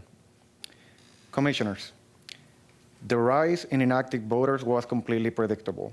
This because the Florida legislature has doubled the frequency of list maintenance, and this obviously leads to more voters being put into inactive status. This is yet another unfunded mandate that the legislature has imposed in our counties. But funding for our elections directly improves essential voting functions. Fully funding the constitutional office of the Supervisor of Elections is as important as funding other constitutional offices like the Hillsborough County Sheriff, from which this commission would not cut previously approved funding. Supervisor of Elections are in the best position to know the needs of the voters. Supervisor Latimer has been in this role for over a decade, and he bases his budget on many years of data and experience. As such, the Supervisor's Office budget, which had already been approved by this board, should not be reduced, and we urge you to vote no on this resolution. Thank you. Thank you, sir. Lorraine Perino, virtual, you on the line? Yes. Good morning. I'm Lorraine Perino, a third-generation Tampa resident. I oppose the $200,000 reduction to the supervisor of elections budget because I want the election supervisor to continue to provide the voters of Hillsborough County with honest and fair elections, and this office cannot function effectively with such a drastic budget cut. In his February 14th letter to Craig Latimer, Commissioner Washel states that such an extreme budget cut is necessary because 105,751, 11.5% of voters were removed from the voter rolls of Hillsborough County, and insinuates that these were ghost registrations. The commissioner also states that 50% of voters removed from the voter rolls were from one political party, inferring that something nefarious is afoot. In my opinion, the only reason for removing so many Democrats and no party-affiliated voters from the voter rolls at one time is a concerted effort by the political party in power to suppress the votes of the opposing political party whose voters outnumber it. Here's the formula. On the state level, the Republican legislature passes SB 7050, which quickly becomes law, resulting in the purging of 1 million voters from Florida's voter rolls. Locally, the majority Republican BOCC votes to cut $200,000 from the election supervisor, citing fewer people on the voter rolls. Something nefarious is afoot. There is a pending federal lawsuit against SB 7050, filed by the League of Women Voters, the Hispanic Federation, and other groups. The lawsuit seeks to block the law's severe restrictions on voter registration activities. It states that the law is overbroad, vague, and violates Americans' First Amendment rights to free speech and association, and would restrict voter registration initiatives. The lawsuit also states that the new law limits who may register voters, increases administrative burdens, including re-registering with the state before every election cycle, and significantly increases fines for violations. This law has every chance of being overturned in the federal court. Until the challenge to this likely unconstitutional law is settled, the funding for the election supervisor's budget should remain intact. Commissioner Wassel states, we have critical public safety elements that have been neglected for years, and pledges to reallocate the $200,000 savings to an unfunded street project. I would submit to the BOCC that there is no critical public safety element more important to this country's democratic system of government than ensuring the safety and reliability of our democratic system of voting, which until now has gone unchallenged. There is no public street project important enough to supersede ensuring this country's democratic system of voting and guaranteeing that our local election supervisor has the funding essential to the protection and timely counting of each and every vote cast in this county. Honor our democratic institutions. Prevent them from dying in darkness. Please vote to keep our election supervisor's budget completely funded, as it surely should be. Thank you. Thank you, Ms. Perino. Next three speakers, Carol Ann Bennett, then C.L. Townsend, both virtual, followed by Peter Horseman in person. Ms. Bennett. Hello, my name is Carol Ann Bennett. I'm urging this body to not reduce the supervisor of elections budget. I well remember the elections of 2000 when Florida became a laughingstock of the entire country. The late night comedians and the cartoonists had a heyday. And during all of that, the one county that was held up as a shining example of election integrity was Hillsborough County. They were on national news, national talk shows, national TV over and over again, talking about how we had done things right, and we were the one county that was held up to that standard. Even as far as recently as the last presidential election, Hillsborough County again was touted as one of the most efficient and well-run supervisor of elections offices in the state. We need to keep that reputation and keep our integrity and continue to do things right. This is the foundation of our democracy. There's nothing more important than our right to vote and to make sure that everybody has their vote counted. Please do not defund our supervisor of elections. I do not want Hillsborough County to become a laughingstock the way some of the other counties have been because they could not get it right. Please preserve the quality that we have come to expect. These ghost registrations are just an excuse. We have people moving here all the time. Our registration is increasing. It's going to increase even more. Please vote no on removing these $200,000 from the supervisor of elections budget. Thank you. All right, thank you. C.L. Townsend.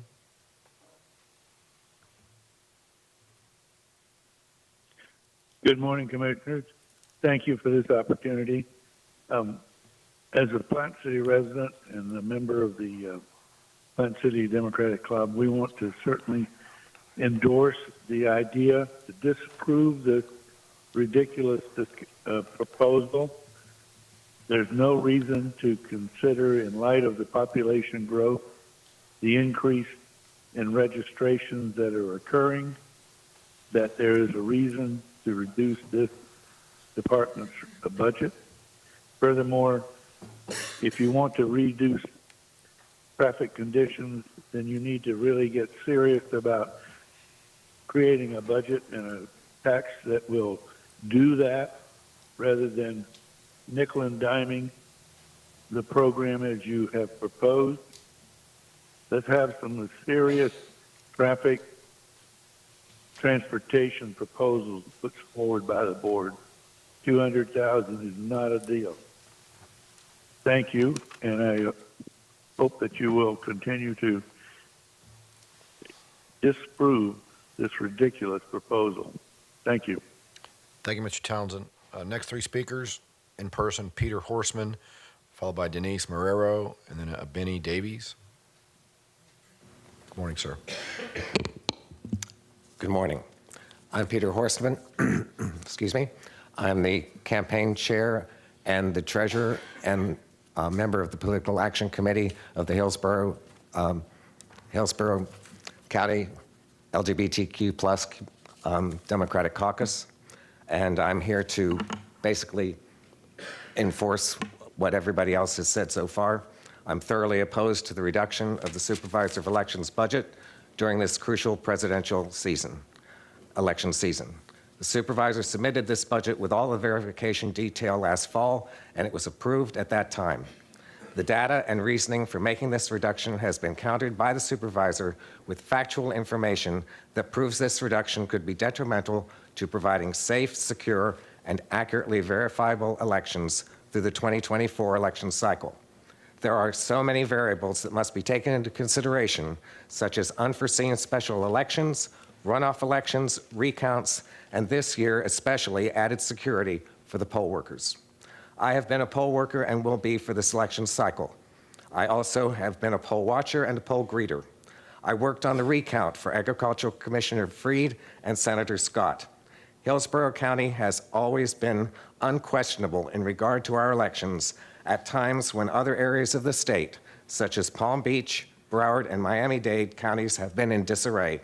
It is unconscionable to me that we would consider doing anything that could jeopardize one of our most important elections ever when there is so much discourse regarding the validity of our elections.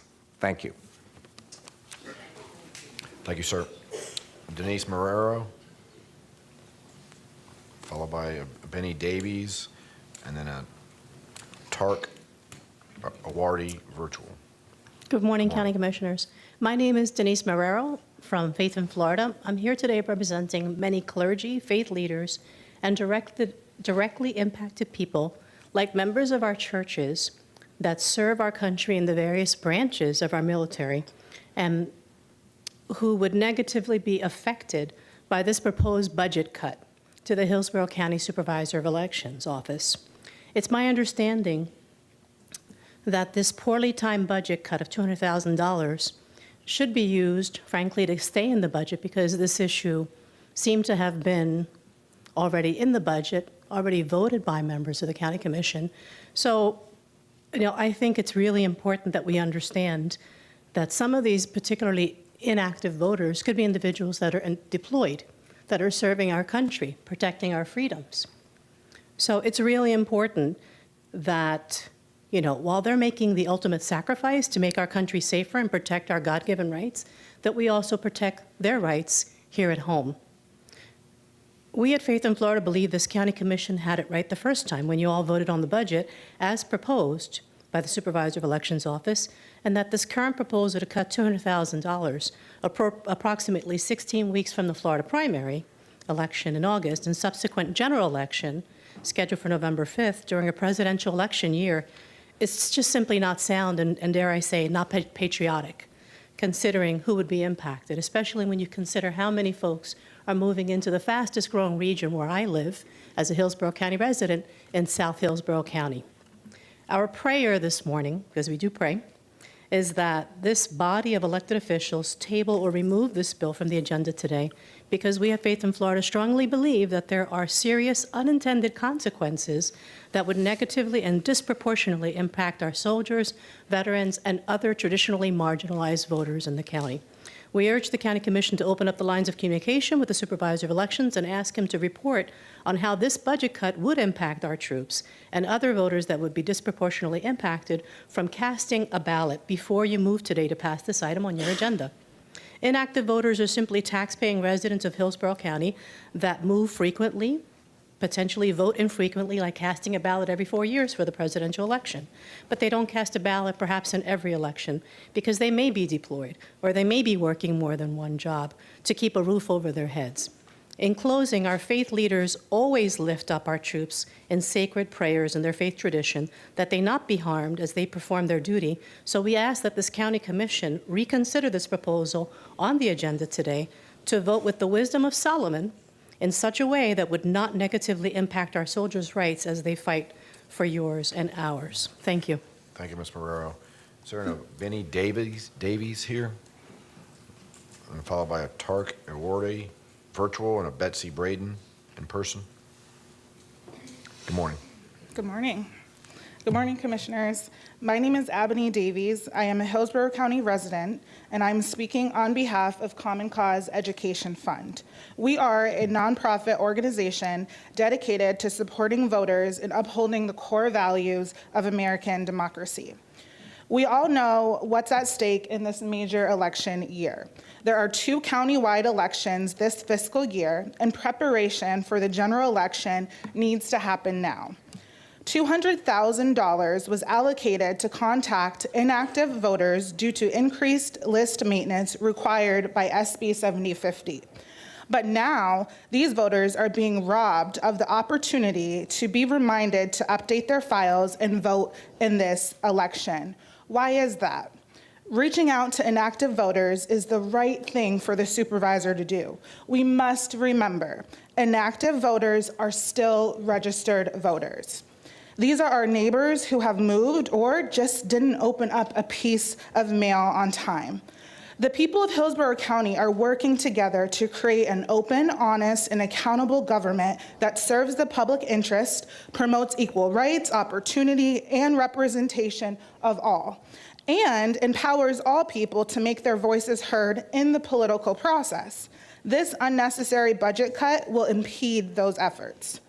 As it stands, the county's current general fund from the adopted budget is approaching $1 billion. There is no good reason for the county to take back $200,000 from an office that performs a critical citizen function, especially in a presidential election year. We all know that funding for our elections directly improves essential voting functions that make the process less confusing or burdensome for voters. It is essential that in this hyper-partisan moment, when mistakes are misinterpreted as electoral mischief or spun in the media as evidence that an election is compromised, supervisors of elections must have the resources they need to ensure our elections have integrity and that every voter, regardless of their political perspective, can vote. The County Commission should step back from this action so the supervisor of elections can do his job and oversee smooth elections in Hillsborough County. Thank you. Thank you, ma'am. Is there a TARC virtual? Yes, thank you. My name is Tark Audi from Engage, Florida. I am a regional organizer and senior advisor to a group of people who live in the area that frequently move in and out. The Muslim community move for a number of different reasons because of job shortages or job needs in different parts of the county, and they just don't get their mail all the time. They just don't recall to vote. And it's really hard when handling a day-to-day if you're not getting that reminder to actually go out to the polls and vote. My general population also is hard-pressed to believe that voting matters on the lower levels of the ballot because they see on the upper levels of the ballot at this time their voice is being not considered in different foreign policies and things like that, and they become disheartened.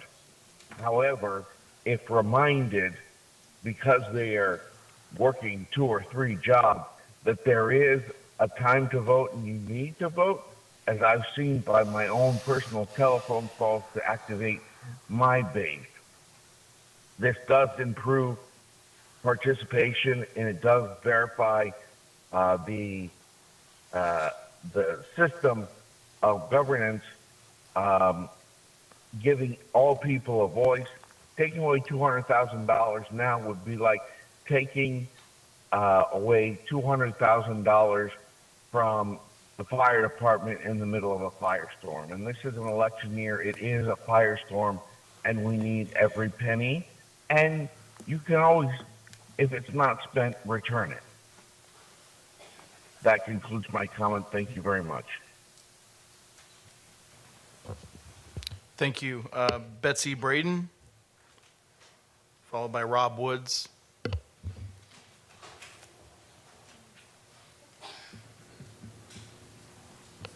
Hi, I'm Betsy Braden. I'm the secretary of the League of Women Voters of Hillsborough and Pasco County, and I want to give you our response to the $200,000 cut in the budget for the SOE.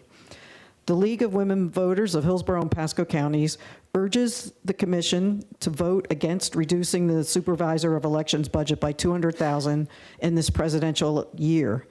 We support Hillsborough County Supervisor of Elections office, which has been an exemplary steward of the funds entrusted to them by the county, often returning unspent funds after elections have been completed.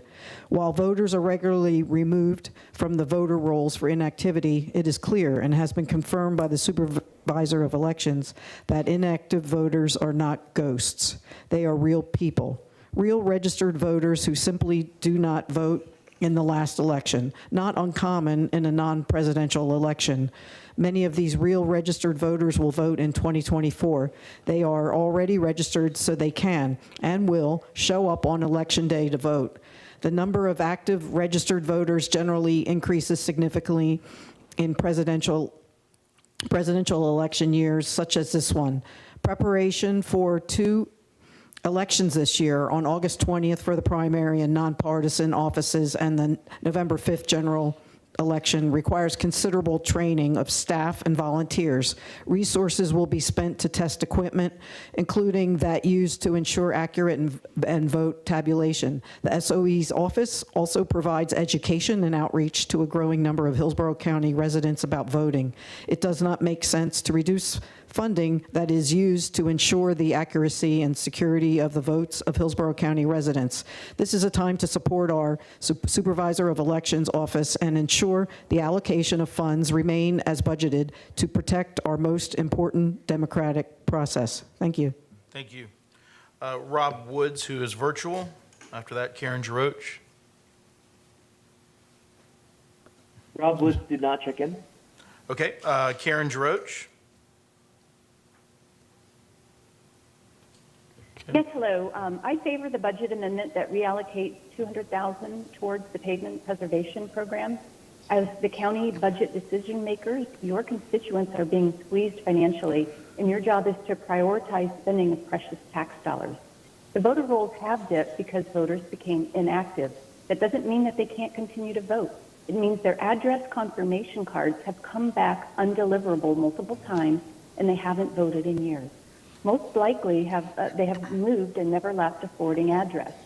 While on the inactive list, it doesn't forbid them to vote, but it does mean that the SOE doesn't continue wasting dollars sending out undeliverable mail. The $200,000 reduction prudently matches the anticipated reduction in SOE costs. If the SOE finds out he does indeed need to do this mailing to the individuals in November, he can either initiate a budget amendment and justify the need for these funds in a public hearing like today's, or he can also plan for this expense in his FY25 budget, where the funds will become available October 1st. Thank you so much, and please vote up on the budget amendment. Thank you. Sharon Graham Barrett, followed by Laura Tucker.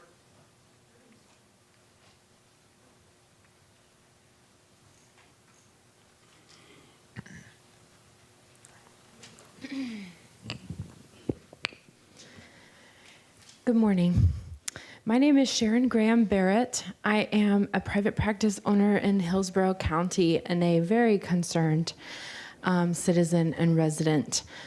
I'm here to condemn the proposal to cut the budget for our award-winning Supervisor of Elections office.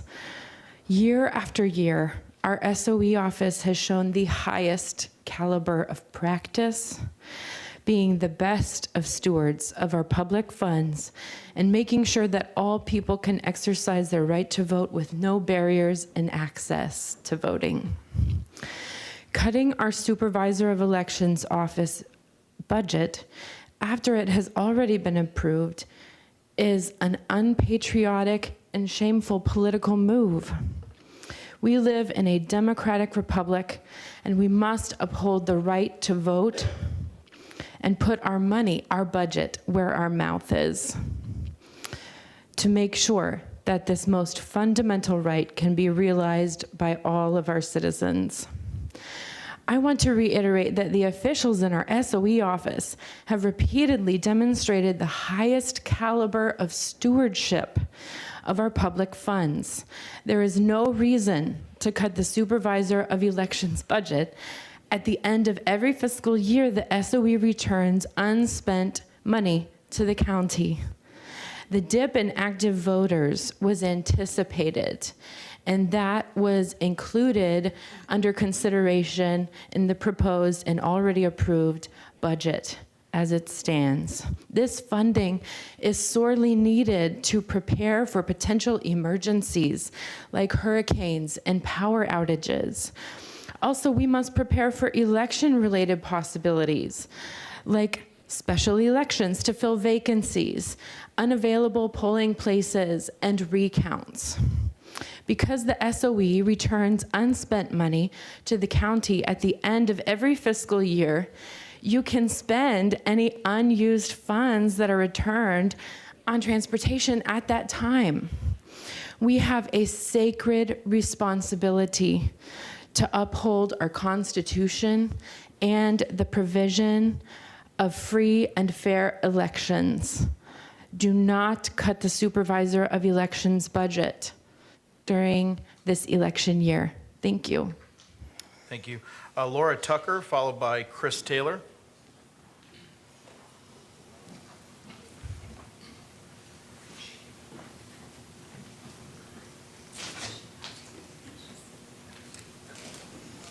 Good morning. I've already spoke this morning about the reduction in the Supervisor of Elections budget, but as my neighbor whispered to me, when given an opportunity, you don't let it go by.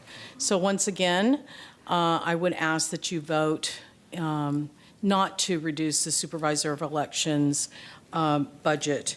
I am a Hillsborough County resident. I've never missed an election in all of my days. Voted back in the time when I was in college. You had to take a little pen and push through some buttons in order to vote. I think it's very important that that Mr. Latimer's office has that ability to educate voters and encourage voters to take the opportunity to participate in our great democracy. Thank you. Thank you. Chris Taylor, followed by Zakir Sharif. As I attempted to point out. Sir, you'd have to come to the front or not. That's what I'm trying to Okay. do. Okay. I tried to point out before that I thought I had been moved to this section. But Okay. I spoke before, so. Okay. Thank you. Zakir Sharif.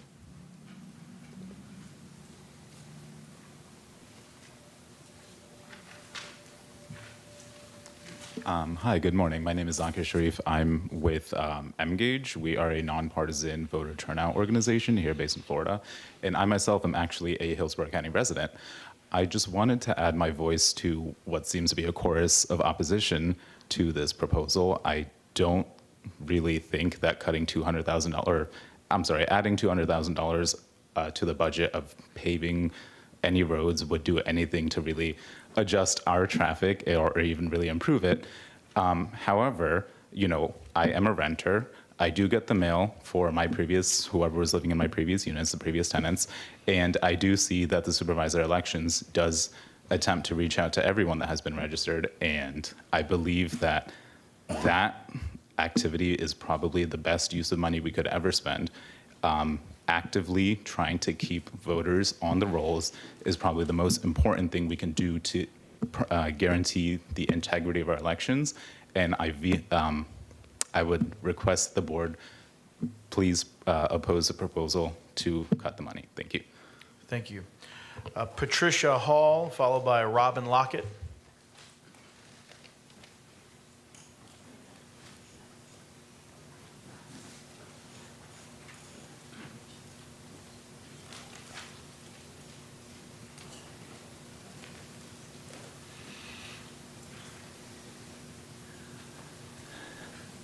Good morning. Morning.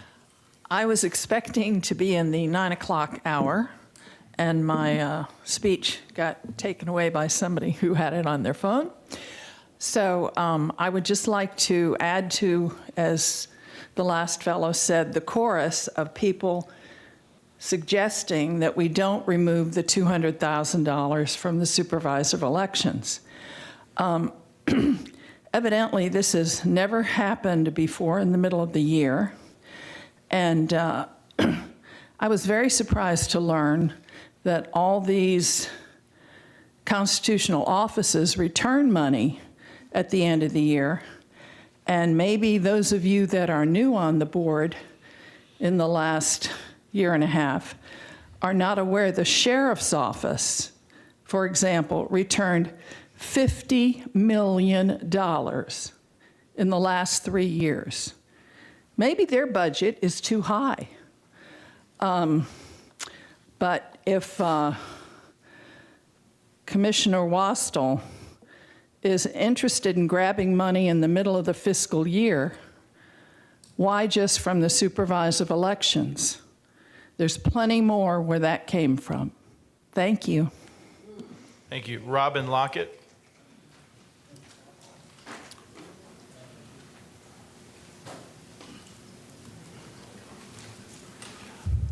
Good morning.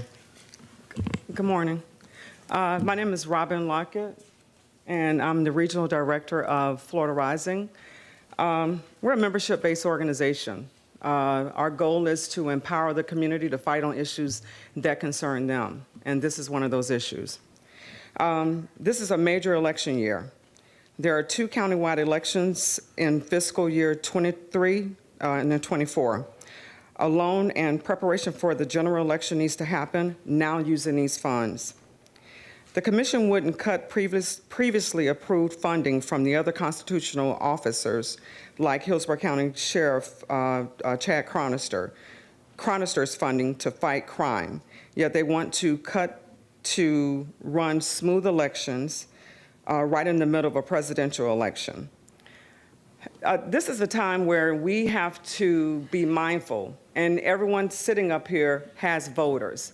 So it's not just Democratic voters, it's not Republican voters, it's all voters that need to have the faith in the supervisor of elections. As said before, the supervisor of elections office has been awarded, been identified as having a smooth process, and we don't want to disrupt that.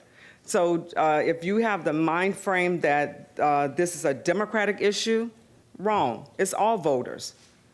Republicans have to feel safe and feel that the supervisor of elections is running a smooth ship also.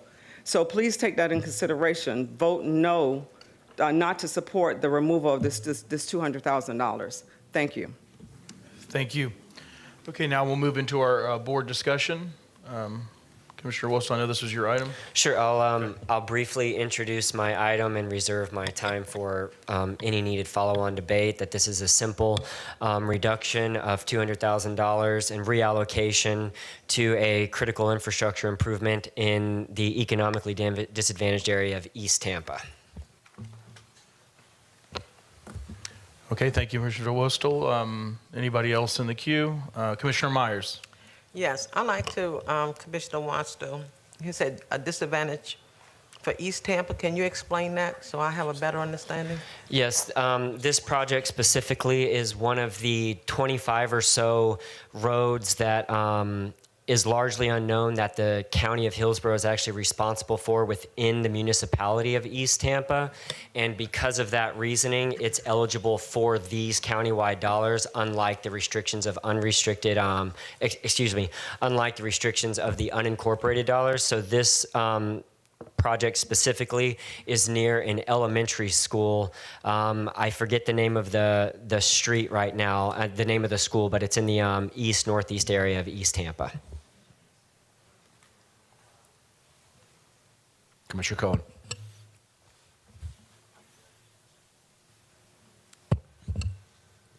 Mr. Chair, Are you still going? Oh, yes. Okay. I'm sorry. Go ahead, Commissioner Myers. I want to be clear. When items come before us, and I'm the District 3 Commissioner, we always say what's going on in East Tampa, but it affects our entire county. In this situation where the supervisory election budget wants to be reduced, it's just not East Tampa. I mean, be very specific about this. When you can return funds back to our county each year, and the supervisor of election has done that with his integrity, his character, and his honesty, what more could we ask for? When we, as the commissioners, have approved the budget is set until we can approve the budget again in October of the following year. And so I do take offense when it's always East Tampa, the underserved community, but yet not knowing anything in the East Tampa folks' votes. No one from East Tampa has expressed an interest to me that they were concerned about the recent reducing the budget for the supervisor of election. Haven't heard a word about this, but today is East Tampa, and I'll leave it there. Thank you. Commissioner Cohen. I want to thank all of our speakers this morning. I think everyone made the case very eloquently. I made my feelings about this known at our last meeting. I think this is a terrible idea that sets a terrible precedent for a lot of different reasons, particularly because of the things that were mentioned this morning, the fact that all of our constitutional officers are in the practice of giving money back at the end of the fiscal year that's unspent. They've all proved themselves to be good steward of the monies that they are appropriated. And really, most importantly, to reiterate, this board has never reached down in the middle of a fiscal year and taken money away from a duly elected constitutional officer, particularly one that has been recognized over and over and over again with the Governor's Sterling Award, for goodness sake, because of their stewardship of their office and of their responsibilities. And there just simply is no other conclusion to draw from taking $200,000 out in the middle of a year than it's just motivated by either the desire for headlines or just to be vindictive, because it's just not necessary and it's unprecedented. Commissioner Kemp. And much of that is also some of the points that I was going to pursue here. So Commissioner Cohen, I know we both, and Commissioner Myers, that we've all expressed our feelings about this during the last meeting as well. But I learned so much this morning by the speakers who spoke, and you've raised so many excellent points. I did not know Senate Bill 750 that requires this, and I agree, unfunded mandate to take these actions between active and inactive voters. I did not know that that is now being challenged in federal court. It's just unconscionable when elections across the nation are being challenged that we move in this direction here in Hillsborough County when we have been so proud of, for decades, of the work of our supervisor of elections, of our elections, as was so well made by so many speakers this morning. They raised excellent points. I also am just deeply, deeply disturbed by this item. I believe it's unprecedented, as Commissioner Cohen said, for this board to meddle in the budget of a constitutional officer in the middle of a budget year. And we're talking about a supervisor of elections in a presidential year. It is just, as we've heard before, some 60,000 voters were registered in Hillsborough County during 2020. In the presidential year, that's when this happens.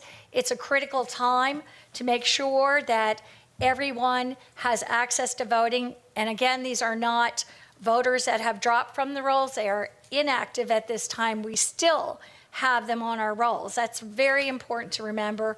And at this time, elections, as we all know, across the country are being challenged again and again for their integrity. We need to make sure that our elections are protected, that we ensure that every voter can vote, that our elections are safe, secure, and accurate. We have to honor this. This is the foundation of our democracy, and it's just critical. And in this time in particular, for us to not take any of the resources from the supervisor of elections to protect those resources and go through with the most important, this very, very important election. We have to honor our democracy and honor this process. Commissioner Wostel. Thank you, Mr. Chair. And I'll just cover a couple of things in closing the item. And you know, you said it earlier, man, a lot of misinformation today. So I'll cover a couple of things. When this all happened, it reminded me of my favorite all-time county commissioner meeting in Hillsborough ever.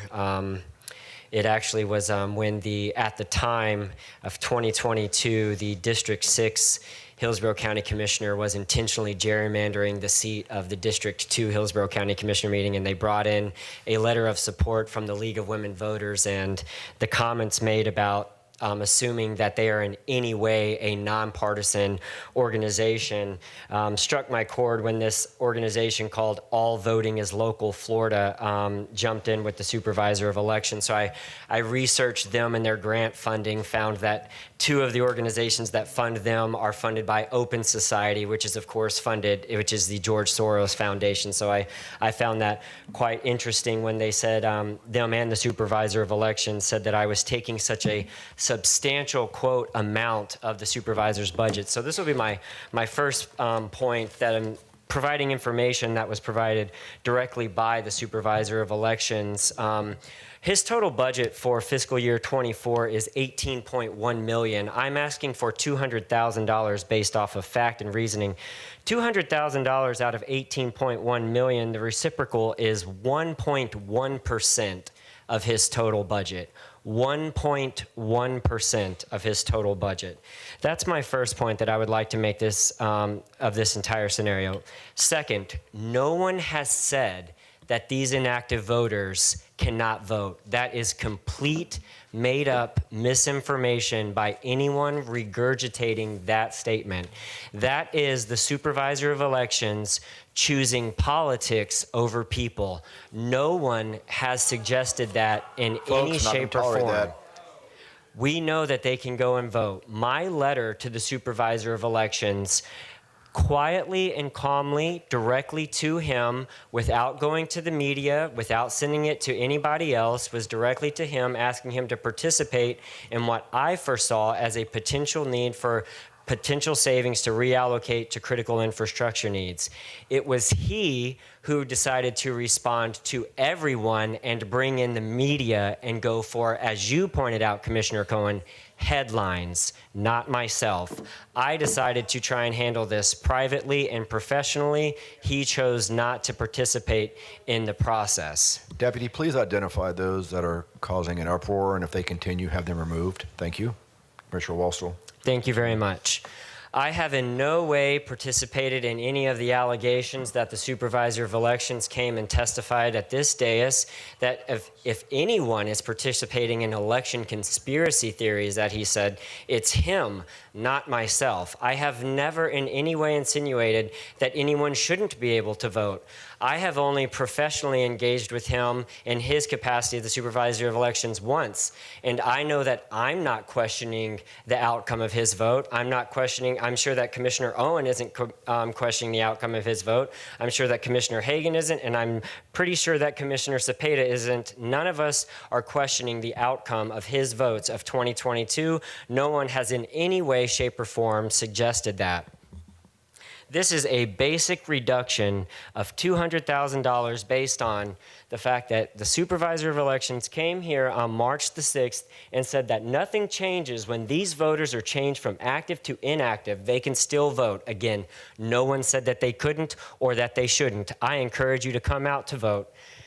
On March the 12th, rather than participating privately and professionally with me in my singular letter to him and him having the opportunity to respond, he decided to go for media headlines, again, choosing politics over people, where he outright admits in that article, in that research process, that the only practical difference is you won't receive mailings from the election supervisor's office. Now, if this other information that was asked for is true, I have no idea why the supervisor didn't engage other than for his desire to go to the media. This is very basic, and Commissioner Myers, I said that which project I was targeting out of the CIP project just because it's so limited.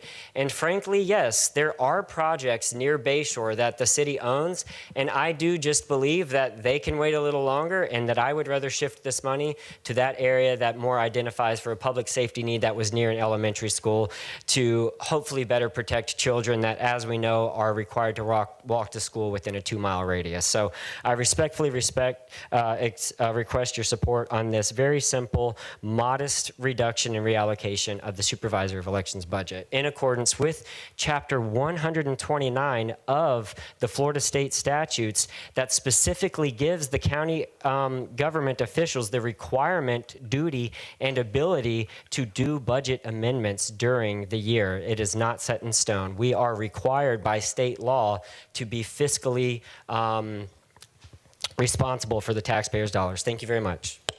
Commissioner Myers. I'd just like to ask the supervisor of elections, is there anything else you would like to share with us? Thank you.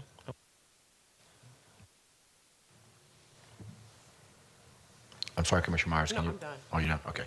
Commissioner Wilson, did you want to make a motion? Yes, I just move for approval of this item. All right, we got a motion by Commissioner Wilson, second Commissioner Owen, Commissioner Kemp. I'll just say this is aggressive, it's partisan, and it sends the wrong message. All right, thank you. In closing, I'm going to just repeat what I stated at our last meeting. To me, this is not about the supervisor or his performance. For years, I have felt that the administration and the constitutionals should refine the budgeting process to properly identify and approve the resources needed on a yearly basis. Then the reductions could be used and invested a year earlier which will result in cost savings because, as we know, construction cost on every project is going up every year, usually double digits, so we could realize a significant cost savings by investing that money earlier. As has been correctly stated, the supervisor typically returns a significant amount of money back to the county. Odds are he will do it again this year. But I will point out what's not unprecedented is the fact that during the year, if any of the constitutionals have a need, they can come back to the board for funding. I specifically remember one year we did that with Pat Frank and the clerk of court. So that is always an option if we came to that situation. So, okay, with that, we've got a motion by Commissioner Wostel, second Commissioner Owen. Please record your vote.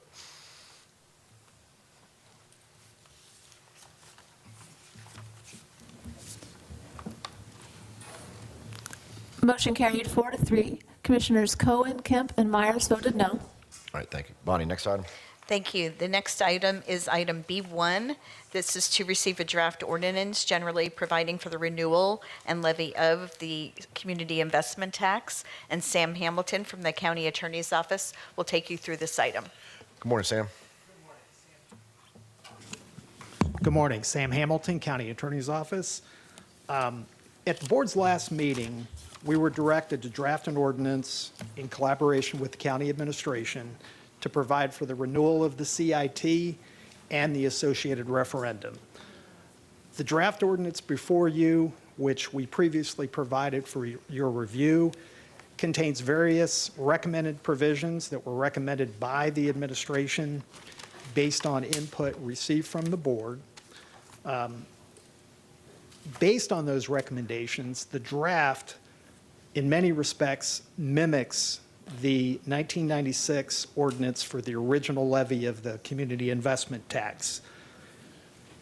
Some of those provisions, the main provisions that are in the draft are a referendum date for this November 5th, use of the monies for infrastructure for transportation and public works, public safety, public facilities, and public utilities, a 5-year projects list approval process, which tracks the existing CIT process, again, as provided for in the original 96 ordinance.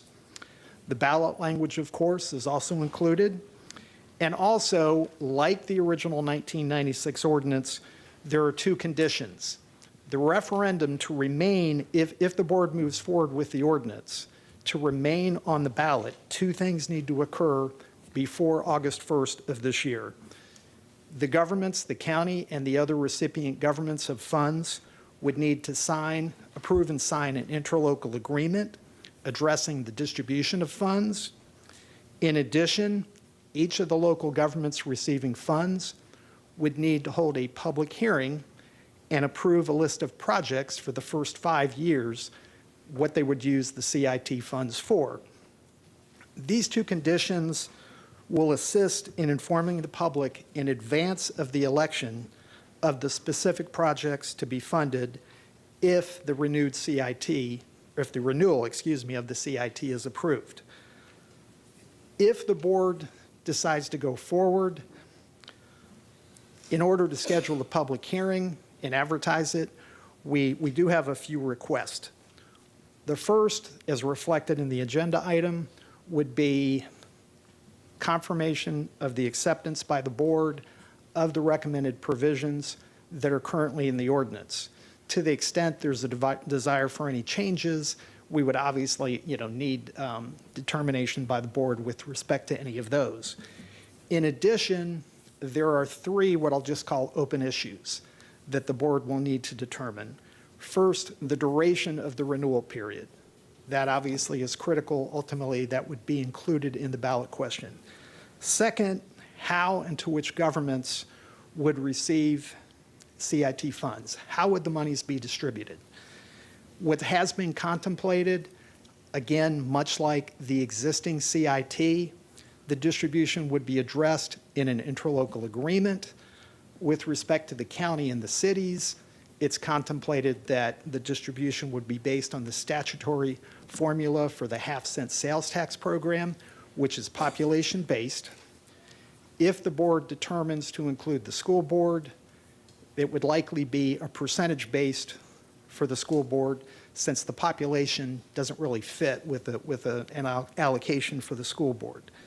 The last thing to be determined would be if the board decides to include the school board, the board would also need to decide what the school board can use its share of the funds for.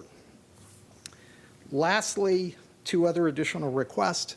If the board does decide to move forward, presumably at April 17th, we'd request that you set the public hearing so it can be advertised. And lastly, given state law changes in 2023, also before you is a draft business impact estimate that would need to be published on the county's website by the date of the advertisement for the public hearing. That's pretty much it. Obviously, we're here to answer any questions. Thank you. All right, thank you, Sam. Before we go into board discussion, just kind of want to set the stage in hope of simplifying the process. And Sam kind of went over this, but I think sometimes his legalese can confuse some of us. Staff was provided a recommended board motion that includes the various elements that must be included. Should we be inclined to move forward today with scheduling the required public hearing? During our previous board discussions, the 2 issues that I think have been focused on the most have been duration and if the school district's going to be included and what percentage. So what I would suggest is that we can handle this however we want, but just in an attempt to try and simplify the process, that the easiest and cleanest way, if we're going to move forward, is to move the recommended motion, including a duration, as well as whether the school district is in or out. And then, of course, we need to, I guess, set the public hearing, which will be the April 17th meeting. So is that pretty much it, Sam? One additional item, Mr. Chair, that would be the business impact estimate. Okay. And that's included, and that tracks what would be in the ordinance. Okay, then we'll include that. Okay, with that, open up board discussion. Commissioner Myers? Thank you, Mr. Chair. Sam, I have a few questions, and just really for the public to know. What would be included in the interlocal agreement? For the most part, it would track structurally what's in the 96 agreement. If the board determines to include the school board, there would be some, presumably, percentage funding for the school board. Then the balance would be distributed. Again, this is subject to concurrence by the parties, specifically the board. The balance would be distributed among the county and the 3 cities. Again, what's being contemplated, like the existing interlocal, using the state's half-cent sales tax sharing formula. That's actually the default provision in the statute that governs the levy of the CIT. Those are the main features. In addition, there would be agreement by the parties to follow and abide by the provisions of the ordinance, namely the projects list, things of that nature, use of the funds consistent with the ordinance and state law. That's pretty much it. It's not that, it doesn't have that many provisions, so it's fairly basic, but it would look largely like the existing agreement, structurally. I have 2 more questions. Stay right there. Can Sure. you explain, I know you mentioned about the growth, how the funds would be distributed, how that would work? Just give us a couple examples. And Sure. it's just for the public to know, okay? Of course. The way the half-cent sales tax formula works, it's population-based. What it also does, however, it's not simply the county gets just the unincorporated share. If you take the population of the county as a whole, the population of each city, the population of the unincorporated area, the way the formula works, the unincorporated area is more or less treated like its own city. So for instance, I don't know the exact number, but I believe the population of the unincorporated portion of the county, I think is roughly 69% of the entire county population. But based on the current populations of the respective governments, areas, I should say, of the county, the current distribution is 74.4%. Now that obviously can fluctuate because the populations can change. for the various areas. So in that respect, the county's share would be 74.4% currently, which exceeds the population from a percentage basis. And my last question, when we speak of public facilities, we know Raymond James is a facility that the county's own that has to maintain it with repairs, maintenance, and renovation. And I know it has to be kept up to the NFL standards. Is that correct? Yes, that is correct. And obviously that facility is a publicly owned facility. It's owned by Hillsborough County. Capital improvements to that facility would fall within the definition of infrastructure under the statute, which that's really the critical element. What the statute says, you cannot use these monies for operating costs. They can only go to capital cost. Okay, I'm done with my question, and now I'll move on to get to the other points. The time is now, and now is the time to renew the community investment tax known as CIT in 2024. For the past 28 years, the CIT has been very impactful to the county, the city of Tampa, city of Tempe Terrace, city of Plant City, the school board, and Raymond James Stadium. Most of the recipients of the CIT funds have spoken before this board and expressed their desire to renew the CIT this year and how the current CIT the current CIT has funded major projects in the city or the school board. Let's place the CIT on the ballot and let the voters decide. My motion, I move to place an ordinance, the renewal of the community investment half-cent sales tax on the November 5th, 2024 ballot. The CIT be renewed commencing December 1st, 2026 through December 31st, 2046. The renewal of the taxes addresses continued funding for the community's rapidly growing needs, including capital infrastructure projects for transportation and public works, public safety, public facilities, and the schools construction. The school construction funds shall be reduced from 25% to 10% in the interlocal agreement to support the new construction costs. Direct staff to schedule and advertise a public hearing for April 17, 2024 at 10 a.m. Approve the business impact estimate for the ordinance. And lastly, draft an ordinance should require sign for CIT funds construction projects advertising that CIT funds are being used for this project. Again, let the voters decide on how the CIT tax would be used for this community. That is my motion, Mr. Chair. Okay, we got a motion by Commissioner Myers. I make a point of order before. Could you please state again the school board percentage? I didn't hear you that good. The school board percentage and what it would be used for in the motion.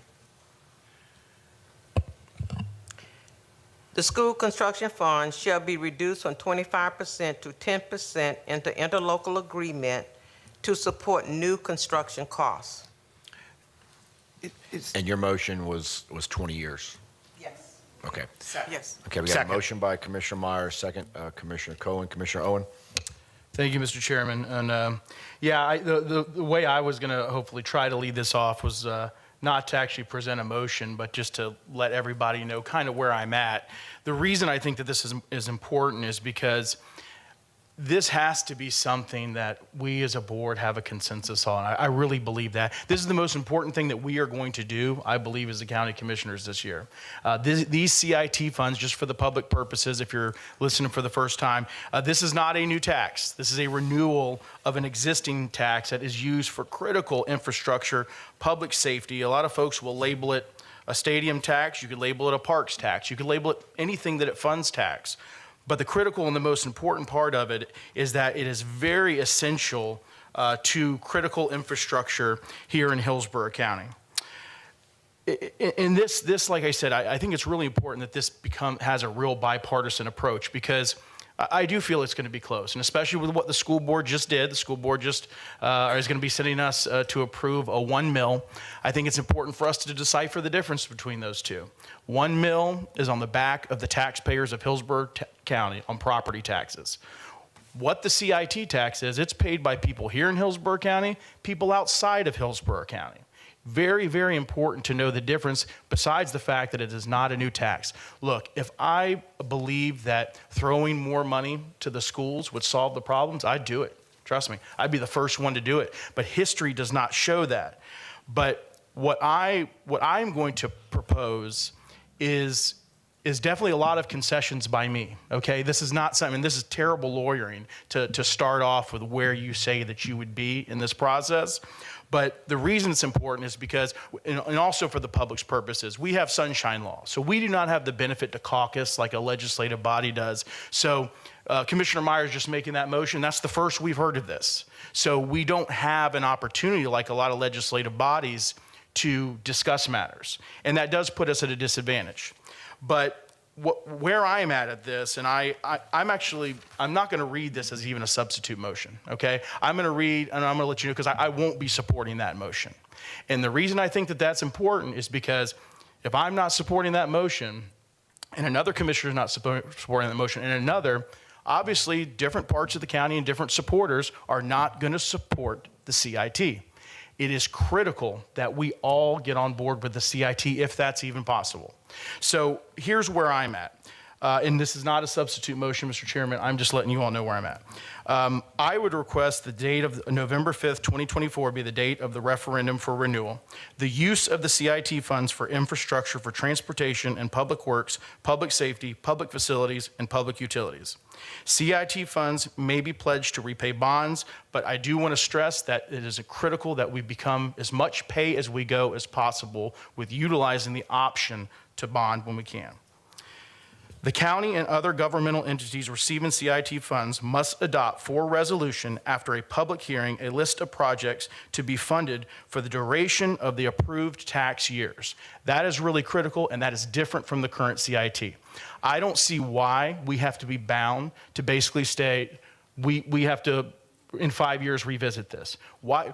I've checked, and I don't think there were many changes at all between 5, 10, 15. So let's go ahead and let the voters know on the referendum what they're going to be voting for. That takes away that whole aspect that I've heard a lot of the critics talk about, that, okay, you're hiding, for sure we know the first 5 years, but you don't know the second or third. So I think that's critical, and it's something that we can do, is to approve it for the duration of the tax years, whatever we come up with. The duration of the renewal of the levy of the CIT shall be 15 years. And again, I am fluid and flexible on this. I am not going to be at 20, I can tell you that.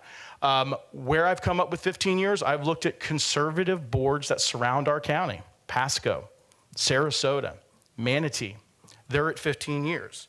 So to me, again, I sway more and lean more towards 10. I could be convinced of 10, but in order to try to get this done and us collectively to work as a body to get this approved, I would be willing to go to 15 years. Distribution of the CIT funds shall include the entities on the proposed ordinance. Now, the school board is a big issue here. So the school board shall receive funds from the CIT based on the following. And I'm basing this off a 15-year CIT duration of 5%. That would be one, and this is according to numbers and assuming 3% growth. This is fluid, this could change, but according to where we're currently at, that would be $187,384,057. Now, when Mr. Van Ayers came in here and spoke, they wanted 10%. That would have put them somewhere around 240-something million. Okay, I believe that this is a fair conciliation to that, because obviously with the school board, capital improvements are not as important as operating money. They need operating money.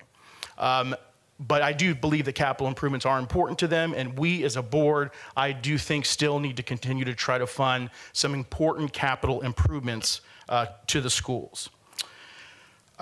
Also, the school board's use of the funds must be consistent with the draft ordinance defining infrastructure, and that's governed by Florida statute. And this reprioritization of these funds will free up so many dollars for public safety and infrastructure. I want to state that. Not to mention, public safety and infrastructure are very critical to our public schools, right? So I believe this is not something that if I was the only county commissioner here, I would not agree to this, okay? But after doing our workshops, after listening to the public, and look, you know, most folks, the folks that we're here today to try to get this CIT on the referendum for, most of them aren't activists. They're not bloggers. They're not on Twitter much. Right now, they're at work. They're in the agriculture fields. They're at the warehouses. They're in these businesses right here, and they don't know what the CIT is. It's up to us as their representatives to put forth a good CIT that we can all get behind, and hopefully the voters of Hillsborough County will as well. Okay? That's not a substitute motion. That's just letting you all know where I'm at. Thank you. One question I have, Commissioner Owen. I know you stated 187 million. Are you giving a percentage? Are we backing into that? That would be, here's why I gave the percentage. If we stayed at 15 years, which I propose, that would be 5%. So it's 5%. A 5 percentage. I did the 10-year math. The 10-year math duration, 8% would put 184,797,735. But no one's proposed that. The 20-year, I'm not gonna support. So yeah, that was a 5% percentage. Okay, understood. Thank you. Thank you, Commissioner Cohen. Thank you very much. I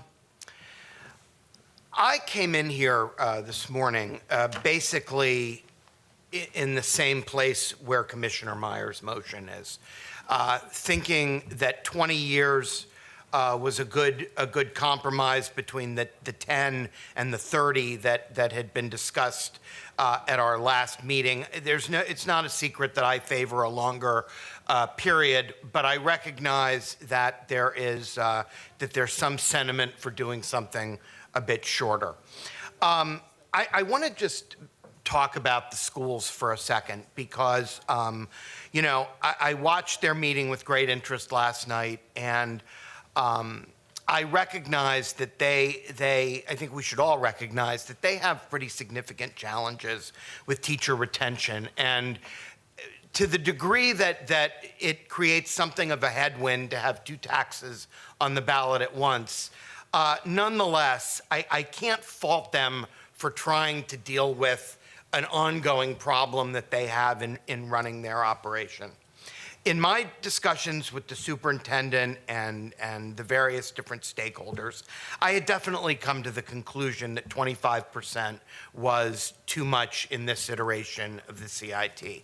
I was leaning more toward 10 because, to my knowledge of the school board's needs, that gets them essentially where they need to go, primarily in building schools in District 4, in Commissioner Owen's district. And the issue I wanted to raise with the board today is that, you know, we sit in these development meetings and we look at the strain on our infrastructure that we confront when we're evaluating these various different projects. And, you know, the fact is that if we pass a CIT, we can make some real progress in terms of our transportation challenges, and I certainly hope we can make some real progress in terms of our challenges related to Hillsborough County Fire Rescue and the need to provide emergency services throughout the county.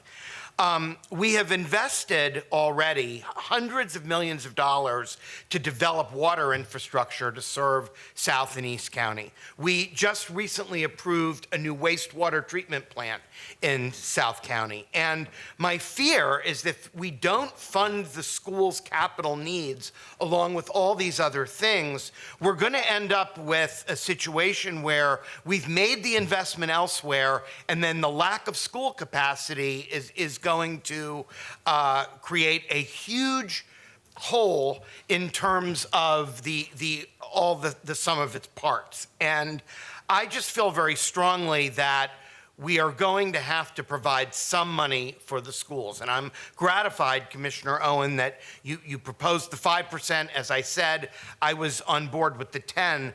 But I think the most important thing is that we get the schools involved. And that we also get the schools involved because I think, judging from the 1996 experience, the more stakeholders that have something to gain with this tax, the more likely it is that it's going to pass. In terms of the overall concept of putting this on now, we're going to have a big turnout in the fall. We have a presidential election. We have a huge number of highly anticipated ballot initiatives that are going to be in front of the voters. And I think that this is our opportunity to secure our future going forward. It's my belief that if it doesn't pass in 2024, 2026 is not going to be a better year for it. So I really do think we should do it now. Like I said, I wanted a longer term, but I'm gratified to hear that we're moving towards something that I think will give us some ability to do some bonding and to move this thing forward. So I'm going to stick with the original motion and hear what everyone has to say, but it sounds like the numbers are coming closer and closer together. All right, thank you, Commissioner Kemp. And I appreciate the explanation that you made, Commissioner Owen, because I think people don't understand that we are in what's called sunshine. This is our first opportunity to discuss or throw out any ideas. It can only be done from the dais. We're not allowed to talk to other commissioners outside of a publicly noticed meeting like this to discuss this, unlike they do in the legislature and elsewhere. And it does make it very difficult to move forward and understand where everyone is. I will be supporting the motion as it's made going forward. This is, again, we'll have a public hearing and a final discussion. We have some deadlines to meet, which may seem rather early for going on the ballot and meeting those deadlines, but among the many things the state legislature has done is to require what's called an OPAGA study audit prior to any of these on the ballot, which can be take some months before. So we have to have some kind of final proposal really in the month of April or the beginning of May as we go forward and make this decision. There is, with the community investment tax expiring in 2026, there is no doubt that Hillsborough County's needs, infrastructure needs in every way have been dramatically, desperately underfunded. Our infrastructure is so just not where we need to be, so behind, as I think so many residents of the county understand when they're on substandard roads. We have 25,000 homes within the urban service area of the county that is unincorporated county that can't access water or wastewater, and we've been dealing with that. We have, as many of you have heard, something like in unincorporated county, 30 fire stations short. We are not talking about a sheriff's office. We're not talking about operations for funding these. This is strictly talking about capital. We're not talking about the funding of facilities, as Commissioner Myers has brought up, community facilities that are county-owned, including, and most people do not recognize this or understand that we are the owners of the arena, the stadium, and even we have, the sports fans like the stadium, but, maybe that's not what we want to fund, but, Taylor Swift wouldn't be here. There's an awful lot of people that would like to have a place for so many other things in this community. We have just the list goes on, but I will say too, these schools have been, we have never thrown money at the schools in Hillsborough County. That has not happened ever. They have been so desperately and critically underfunded for so long. And, you know, in both operations and their capital needs, it continues to be an issue. And in District 4 especially, that is where we're looking at all the new needs for our school system and for our capital.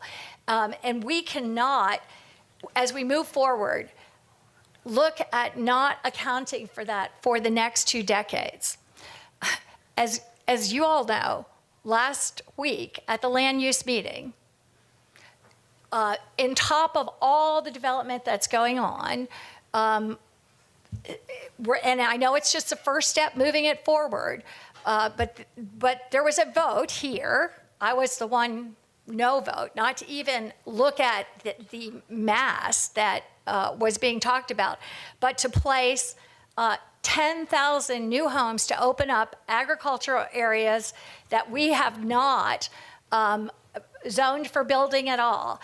10,000 new homes outside the urban service area. That's not even considering the critical needs we have now that are back funded, that are unfunded, but we're talking about that. I went home that night and I looked and I had an appeal.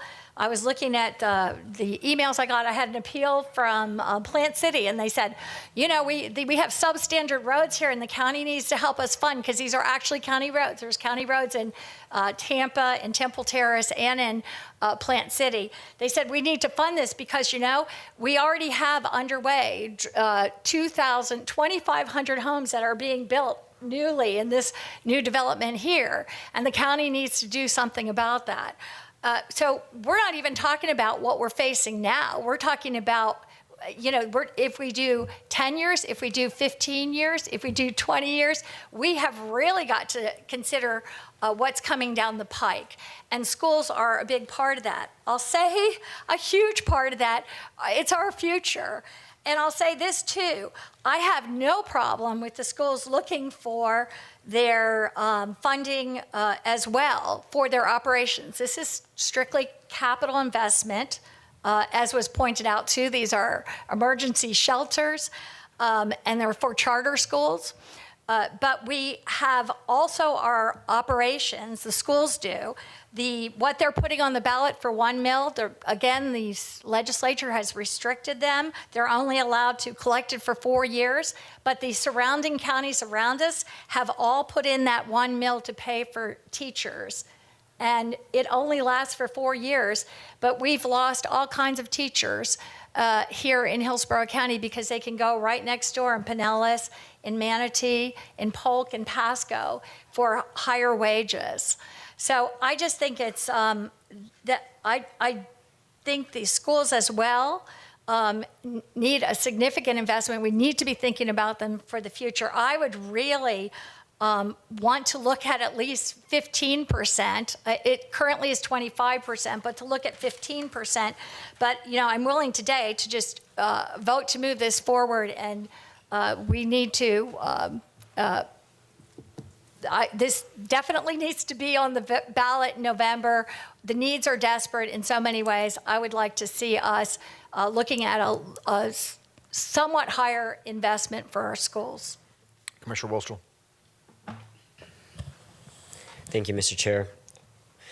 Commissioner Owen, you brought up something about the interlocal agreement that I would like more information on. It's no secret that I didn't start at 10. I of course started at 0, and I negotiated myself up to 10 off the top. But like you said, that's not the best strategy. But I'm trying to be extremely reasonable. I believe that the lowest amount of years possible is what will breed the most public trust. I believe that 5 years is way too much of a burden to continue to go to the ballot. It's just cumbersome. It's not reliable. It's not an effective way for the administrator to strategize how she's going to fund critical needs. So that's, you know, I've negotiated myself out of my own libertarian mindset. Frankly, I'm up to 10, trying to be reasonable. But you said that we could change, and I don't know how many more words, Sam, we can have in in the referendum. I thought it was limited to like 75, but it seems like way more than 75. I don't know what the state's laws are on like counting pronouns, adverbs, verbs. What is the 75 limit? Sam Hamilton, County Attorney's Office. We're well within the 75-word limit. There is actually a state administrative rule, so you have to be very careful, but we're well within it right now. I don't recall the That's exact okay. number. That's but, perfect. Maybe not go too far unless you need to say, I maybe have a couple more questions. If I were willing to support 15 years, could we restrict the interlocal agreement to where we're very transparent with the taxpayers? I mean, I've asked for the list of what specific items we need to bond for greater than 10 years, up to 20 years. It was said by a speaker that we can't bond with 10 years. It's actually incorrect. We can bond huge items, Lithia Pinecrest, big items in the north. We can bond with 10 years and get the highest and best use tax percentage. I do believe in pay-go funding, so on top of if we could restrict all 15 years to the interlocal agreement, could we also restrict the cap, the amount that can be bonded? Could I say, hey, we're going to do this interlocal agreement for 15 years, and also only up to 70% of this tax will be bonded? I think just from a legal perspective, there's certainly potential to do that. I don't want to put an investment banking hat on or a county administrator, former investment banker hat on. I'll let Ms. Weiss speak to that. I mean, but it may create some issues from a revenue stream financing perspective. They'd be able to calculate projected revenues just like if it was 100%. My initial reaction is that I think you could have a debt policy that limits the amount of bonding not to exceed a certain amount, because it sounds like you want to have a combination of bonding and pay-go. And pay-go, but I think you would do that at your own policy level, is what originally I'm thinking, or maybe in the interlocal agreement, because you would only want to bind us. You don't want to bind Plant City, for example. But I think you can bind us. Yeah, but we've heard very clearly from commissioners at this dais that they don't care about the policies because they can just vote to supersede them. So I would want it as a protection to the voters. So we could put that on the referendum language is my only question, is that could go on there and protect the voters, that only up to 70% could be bonded to protect how much interest could be paid. That's my only question. Yeah, as long as we can stay within the 75-word limit, we'd have to, it's sort of hard on the fly to come up with the verbiage, but we can certainly look at that. But, we do have to stay within the 75-word limit. And if not, excuse me, if not, we would or could address that in the interlocal. Yeah. Which, that issue, we will take up a couple meetings from now, right? Okay. Because if the interlocal doesn't get passed, the whole thing falls off the ballot anyways. So I think that's something very interesting. I would actually, don't fall off your chair, Commissioner Hagan, be willing to move up to 15 years and be publicly supportive of this. If we can restrict the interlocal agreement to what we're going to do for the entirety of the tax, that we can restrict a greater percentage of how much we're going to bond and leave some pay-go funds for emergencies or other community needs that we're seeing. I'm not going to delve too much into the school board. One thing that was said that during public comment was inaccurate. To my understanding is that it was pointed out that charter schools are public schools, but these monies in the CIT cannot be used to build charter schools, which I've pointed out. Is that correct? That is correct. It has to be a public facility. And I have pointed out that it is, the statistics from the Department of Education are very clear that charter schools, this isn't a dig at any one over the other. The one thing that's odd to me is that it seems to get the teachers in the charter schools our teachers, and they seem to be isolated out and being treated publicly like they're not. I would argue that they are, and that their models by the statistics, the data, the facts is that they're performing well, and I'm trying to protect their ability to capture more of the market share. And this tax, because it's restricted from the charter schools, restricts their ability to further capture market share in the education environment that produces factually better outcomes for our children. This isn't to dig one way or the other. This is just the fact of the Department of Education's numbers, and I'm trying to support that in the best way possible. So this tax is a barrier to entry for charter schools. So I'm not going to get too much into the schools this way or another, but I would point that out as we're talking about it. Instead of 5%, could you say up to 5%? I'll certainly have Sam help me out here, but I think that you need clarity for the voters, and that doesn't give them clarity. It's a moving target, and the ballot language would be subject to challenge. If it had up to? Has to be a hard number. I'm just going to say ditto. Yeah. All right, so it has to be a hard number, but it was worth a shot. Everything else, though, I hope that you'll take into consideration. Yeah, I thought it, and we've actually had opportunities to talk about this publicly. I pointed out how frustrated I was that we sat here and said nothing to the voters. We had an opportunity to discuss these critical points, and nothing was said. And here we are, where nothing was said then, but we're getting emotion off the top, which I find very disingenuous. But I will absolutely work aggressively, as I said in the past, to kill a 20-year tax if that's pushed forward. So thank you very much. Bonnie, I've got a question before we go back around here again. There's been talk of the interlocal agreement, and Commissioner Owen was discussing, I guess, eliminating the 5-year project list public hearing process, and I guess doing it all in advance, which, I certainly like the transparency and appreciate educating the voters up front what would be included. The one question I do have, though, does that prevent a project from being considered 5 years from now, 10 years from now, that's not even, considered right now? Because I don't want to limit that flexibility. Why I support doing it all up front. Priorities change. Bonnie has asked me to jump in here, but it would not. The only caveat is that if you were to set out your project list for the full 15, if that's where the board lands, in the future, if you had some grant funding or something happen, you could then just hold another public hearing to amend it. Okay, that's all I need to know. Commissioner Owen.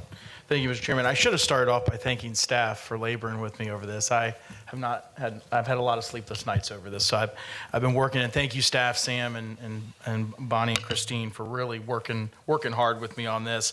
And I really appreciate my colleagues' comments, even on the other side of the aisle. I really do, and your points are all well taken to me. The issue is with the current motion as is, I just don't think it passes. I think if we have a situation here where we go 4-3 on something, you're going to look at the CIT not passing. And that is why what I came up with, I felt was not something that I want. Again, I'm a 10-year person, and I was very crystal clear on where I was at with the schools. Look, I have a beautiful performing arts center being built in my district. It's beautiful. But if you asked my folks in that part of town if they'd rather have their roads and sidewalks improved or a new fire station, I think they'd say that. That's debatable. But what I'm worried about is us as a board, if we come up with some type of partisan vote, and then we're in a situation where it doesn't pass or it doesn't come close. Even where I'm at, I don't know if it passes, honestly, even if where I'm at. But the reason that I put forth, I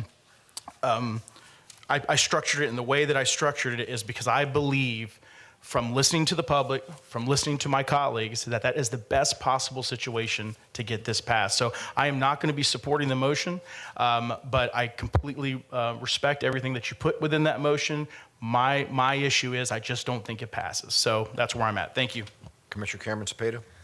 Yes, definitely believe we need renewal of the CIT for schools and critical infrastructure.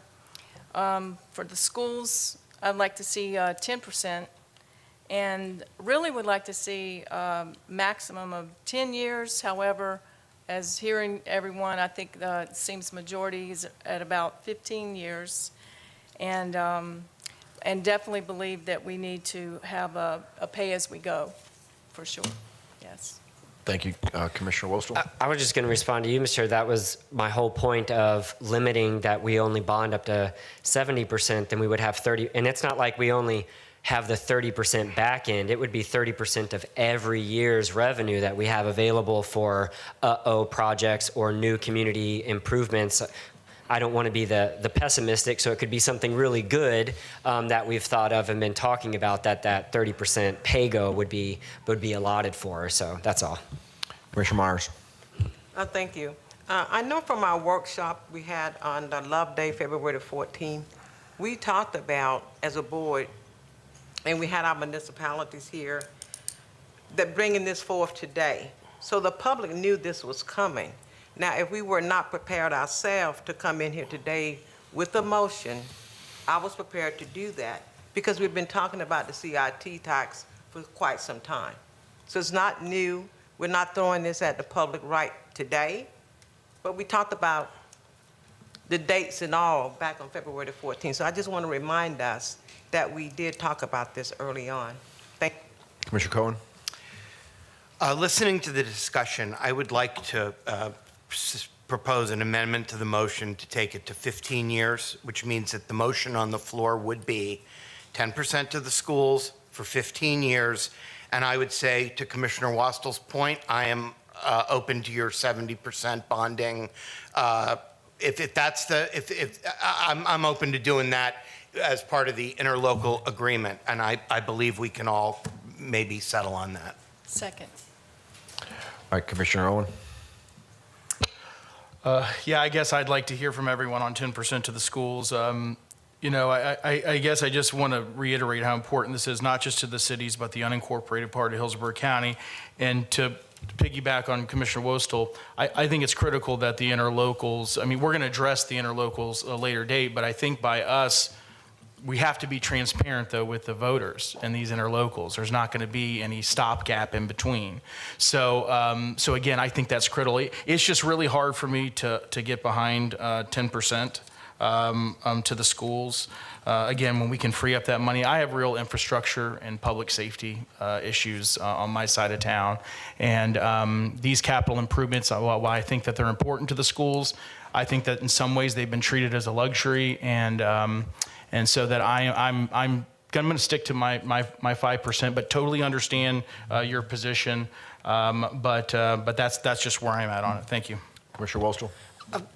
Do we know if the surrounding counties also have this 0.5% sales tax specific to the schools that ours got in 2018? I know it's been said a lot about their increased millage. Do we know if all of these other counties, since it seems to be a theme here, we like to compare ourselves to the other counties. I don't know why, we're the biggest and the best, but do we know if they have that's 0.5% sales tax as well?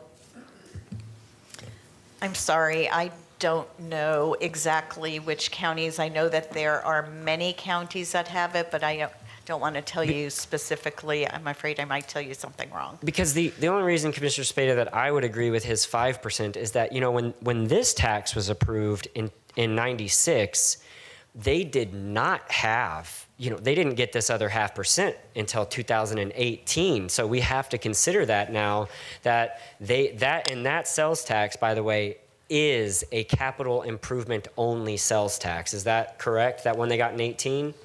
That's correct. So it's not like we're being visceral about the school district. It's just that they have that new variable to the calculation, and I agree that 5% is probably the right number. So. All right, Commissioner Owen. Yes, and for the record, I was at 0% if they went for the mill. So I do feel like that I am doing everything I can to work with the schools. So I think that's very critical that I note for the record that I am bending on that just to try to get a consensus here on this board to get this passed. Thank you. Commissioner Cameron Cepeda. Yes, I would like to go with the 5% as well. Yes. Okay, Commissioner Kemp. And I'll just say that facility ballot issue that was passed by the voters for capital for the schools in 2018 is only a 10-year item. And the schools at that time were so desperate that school after school after school were losing their air conditioning. I don't know if you remember that. It was a scandal in the papers. The capital facilities were so in disrepair and underfunded, and they did not have the funds to do that. The voters went and passed that 10 years, but that's about, if it passed in 2018, and I think that is all accounted for actually in just desperate back funding of needs that the school facilities had. And that's going to, no longer be there in 2028 unless they go for another item. The millage for operations, and they were cut a mill by the legislature, and when you have blistering growth, especially for schools, and you have a lower tax base, which we do not have the tax base that places like Pinellas has, or Miami-Dade, or Broward, or Palm Beach. We are especially punished by our great blistering growth in just raw numbers of 30,000 people a year coming to Hillsborough County and having to put up a school system and an infrastructure for them. And as well, not being a high tax assessment county. And so our schools are in desperate need of this. Again, that infrastructure tax that they were able to pass was only for 10 years, expires. It'll expire shortly after, right when this comes almost due. And the second is 4 years, only for operations, for teachers that all the surrounding counties have and are able to pay their teachers more. Commissioner Cohen, did you make a substitute motion? Was this a friendly amendment? I think it should have been a substitute. I said it amended, but I think it should be a substitute motion. Okay, so let's go back to that. The substitute motion by Commissioner Cohen to reduce the duration to 15 years. Does that have a second? I'll second that. Okay, so that's a second by Commissioner Kemp. All right, to a substitute motion. Commissioner Owen? Thank you, Mr. Chairman. And yes, I actually did look at when, 2028 is when the school boards, theirs comes up, right? Correct? Correct. Yeah, and I did. I looked at that as well. And I also looked at what that millage includes. I mean, sure, our teachers, we want to pay our teachers more, but that also includes raises for people in administration, people that are making $150,000 a year. So I think that's really important to note as well, that those funds in the millage rate. I don't want to get in the weeds on the millage rate because I don't think that's what this is about today. I think what this is about today, though, is are the schools going to be partners with us in the CIT? Again, I'll reiterate, my position was 0, and I'm willing to come off that mark, but not to 10%. Thank you. All right, Commissioner Wallstone. I just wanted clarification on the motion. Is the motion 15 years, 10% to schools? Yes. Point of order, I think that because of this, that you need to probably clarify the whole motion if you can. Yeah. Yeah, because everything has to, Sam, if you want to come up here real quick, we have very specifics we have to follow for the referendum. Okay. That's why I went through the list like I did. So it's going to really have to be a substitute motion that basically addresses each point. Yeah, totally agree. And we also, if the board moves to set the hearing for the 17th, we have a deadline to submit an ad to the Times tomorrow. I think it's 2 o'clock, so.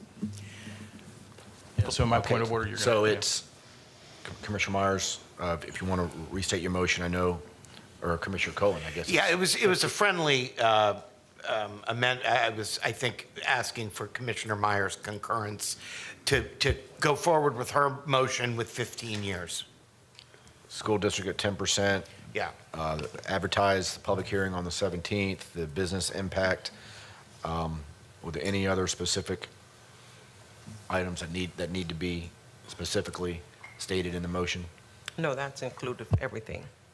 All right, I think we're good on that. I'm just gonna make a couple quick comments, and like everyone here, are, really struggling with the issue, both primarily the duration and the school district's involvement. I've said for a while that I'm support a shorter duration.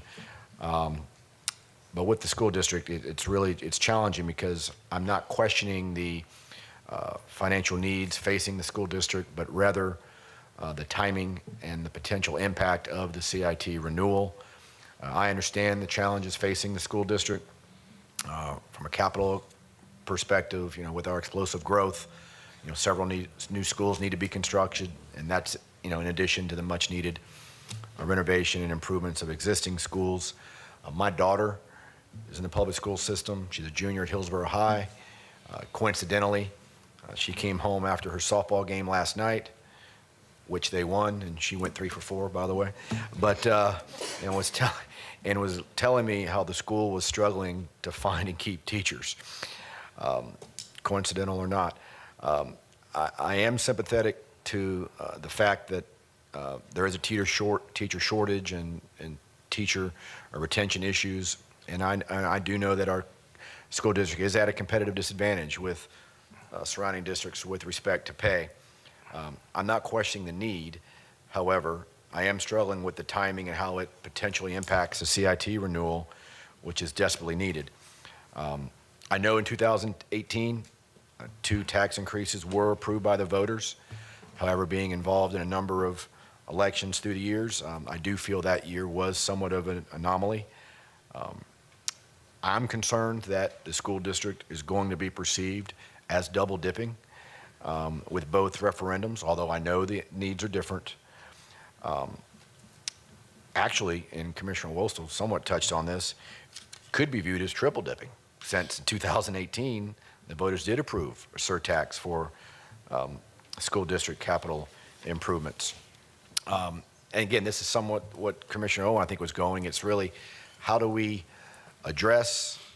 balance addressing our needs with what is politically palatable and can get voter approval? And for me, that includes everything that we've been discussing today, in addition to potentially waiting until 2026 to renew the CIT.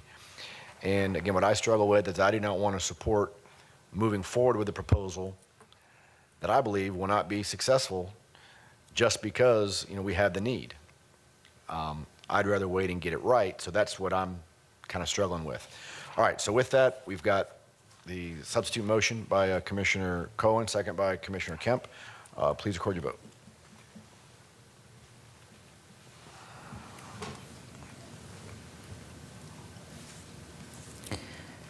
Motion failed 4-3. Commissioners Cameron Cepeda, Hagan, Owen, and Wostel voted no. All right, what's the pleasure of the board? And I'll make a new motion. If that's okay? Yep. Thank you, Mr. Chairman. Okay, well, I'm going to make a new motion, and again, I guess you could look at this as the next best thing, everybody. So I really think that it's important that I think it's such an opportunity for us as a board to collectively have a 7-0 vote to go to the voters of Hillsborough County to say we as a board collectively agree with this, not happily, but that's good negotiation. So I move that the date of November 5th, 2024 be the date of the referendum for renewal. The use of the CIT funds for infrastructure for transportation and public works, public safety, public facilities, and public utilities. CIT funds may be pledged to repay bonds. The county and other governmental entities receiving CIT funds must adopt for resolution after a public hearing a list of projects to be funded for the duration of the approved tax years, which is different from the current CIT. The duration of the renewal of the levy of the CIT shall be 15 years. Distribution of the CIT funds shall include the entities on the proposed ordinance. The school board shall receive funds from the CIT based on the 15-year CIT duration at 5%. The school board use of the funds must be consistent with the draft ordinance defining infrastructure. If the above proposed language is approved by this board, I direct staff to schedule and advertise a public hearing for April 17th, 2024 at 10 a.m. to consider enacting the subject ordinance and to approve the included business impact statement. Okay, we got a motion by Commissioner Owen. Do I have a second? Second. Second, Commissioner Cameron Cepeda. Commissioner Cohen? Thank you. While I perhaps would have done the details differently, I want you to know I'm going to support the motion. And the reason primarily is because I believe that we need this. And I believe that this year, 2024, is our best opportunity to get it passed and to have some certainty related to being able to fund some of our priorities. Again, not exactly the details I would have asked for, but I am willing to go along with the board in the interest of moving forward for our community. Commissioner Myers? Thank you. I'm not sure if the 5% would represent the amount of funding that the school board requested for their projects, and they had 9 projects, which totaled $244 million. Do you know, can you do the fuzzy math to determine? Yes, I did the funding math again. This is fluid. This is assuming a 3% growth. Where the 5% at 15 years would be $187,384,057. So it's a good chunk of that. Of what they were asking for, around $240 million. It was asking for $244 million, so if we can give them the $244 million to build the 9 schools that are in your district, then I can support that. Yeah. But I mean, they gave us the printout of what they need the $244 million for. Yeah, So well, that was the prior motion that just failed. You're No, right. that was 10%. That was 10% to the school board. Which is the prior motion that But just that failed. was more. Okay, Mr. Chairman, where's budget management? I need someone to come do the fuzzy math so we can get this right. At least make sure that the $244 million that they were asking for, that at least the motion covered that for the school board. It doesn't. So Commissioner Owen is correct. At the 5% level for 15 years, assuming as the assumptions as he stated, it's a little over $187 million. And not to speak for you, but I think it's that we're all giving a little, and so you were suggesting something a little bit less than what they had asked for. Correct, and the 10% correct was that was the prior motion that just failed. Thank you. Mr. Chair, Yes. can someone tell me what would be, to give us to that 244, what percentage of that would be? So maybe we can look at that. Might be less than 10%. But at least we will be able to fund the number of schools that they're asked the board to fund. That's what I'm trying to get to. At 15 years, it would be about 6.5%. Commissioner Owen, can you accept a friendly motion of 6.5%? I can't. I'm going to stick to right where I'm at, but I do appreciate the request. Okay, we have a motion on the floor by Commissioner Owen, second by Commissioner Cameron Cepeda. Any other comments? If not, please record your vote.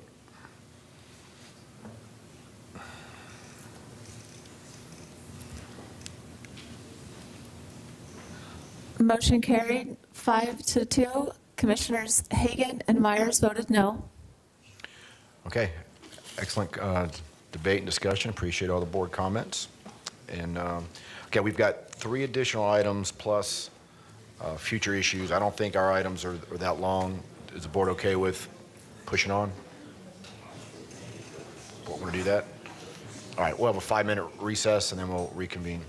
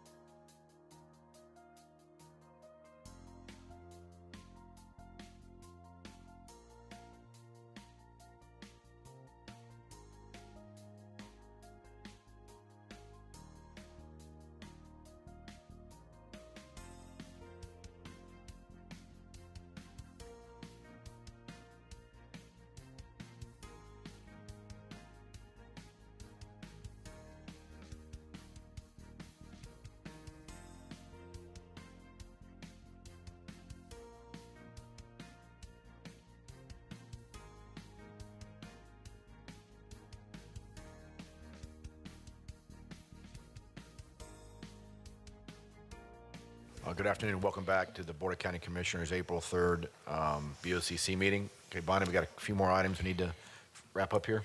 Yes, sir. The next item is item B2. This is to accept the Communications and Digital Media Website Content Management Report performed by the County Internal Auditor's Office, and Melinda Genzarli is here to present this item. Good afternoon. Good afternoon, Commissioners. I am Melinda Genzarli, Acting County Internal Auditor for the County Internal Auditor's Office, and I'm here today to request the Board to accept the Communications and Digital Media Website Content Management Audit Report 2024-02. The audit's objective was to determine the maturity of the website content management activities, and it was conducted in conformance with the international standards for the professional practice of internal auditing. Prior to today, I briefed the Commissioners on the audit report's contents. I'm happy to answer any questions that you may have before requesting the Board to accept the audit report. All right, thank you. Move to accept the report. Second. Got a motion to accept by Commissioner Cohen, second Commissioner Owen. If no comments, please record your vote on B2.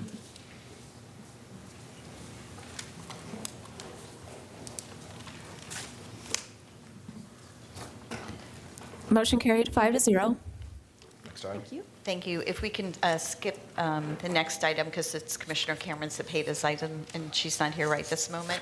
So if we can move to Commissioner Myers, your item F2 regarding the sponsorship of the Grand Enclave event. Commissioner Myers. I'm going to move approval of this item, but I just want to share with the Enclave, the convention will bring an estimate of 15,000 to 20,000 men and their family here to Tampa during their convention, and all of the hotels in the downtown and West Shore districts have been sold out, so the economic impact of this convention for Tampa and the local economy will be between $18 million to $25 million. That's my motion. Second. A motion, Commissioner Myers, second Commissioner Cohen. If no comments, please record your vote on F2.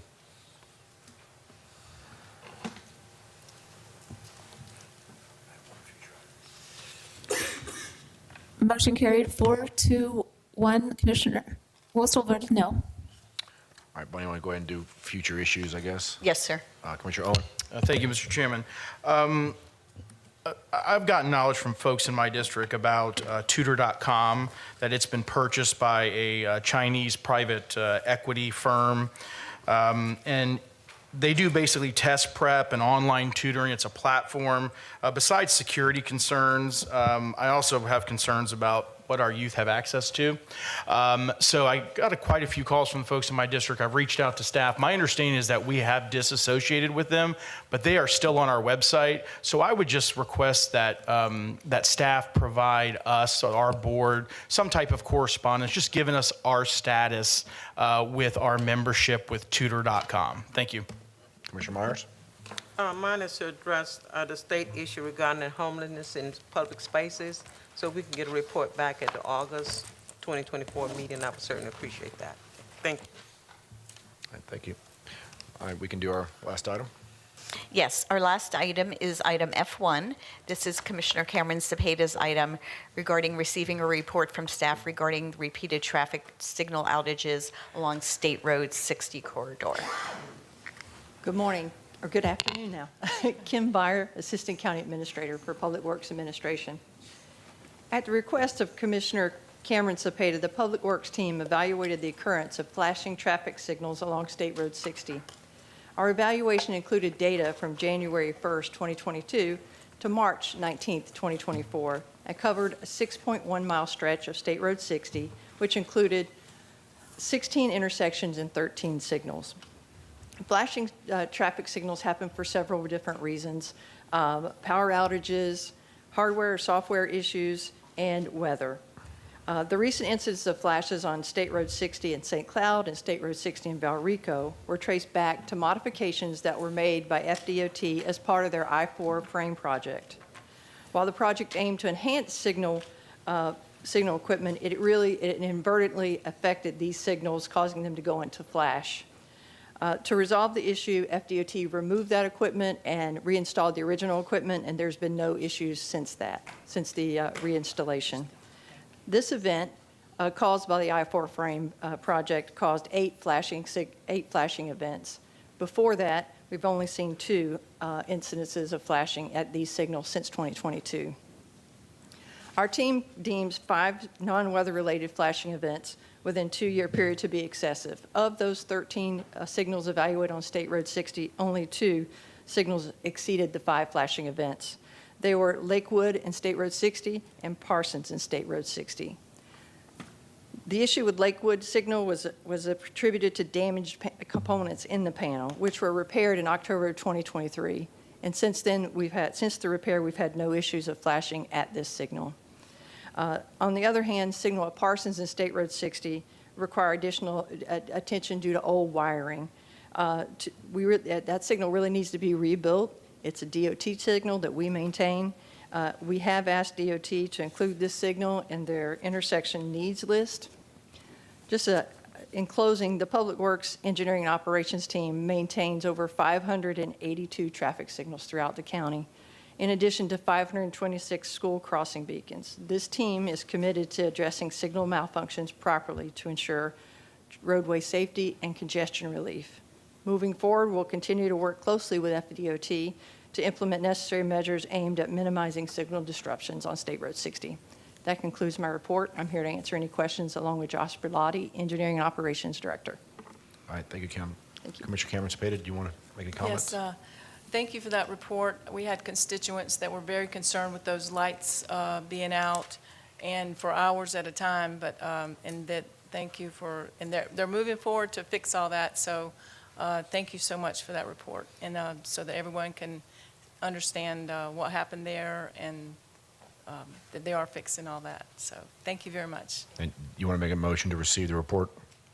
Yes, I make a motion to receive the report. Second. Okay, motion Commissioner Cameron Spada, second Commissioner Owen. Please record your vote. F1.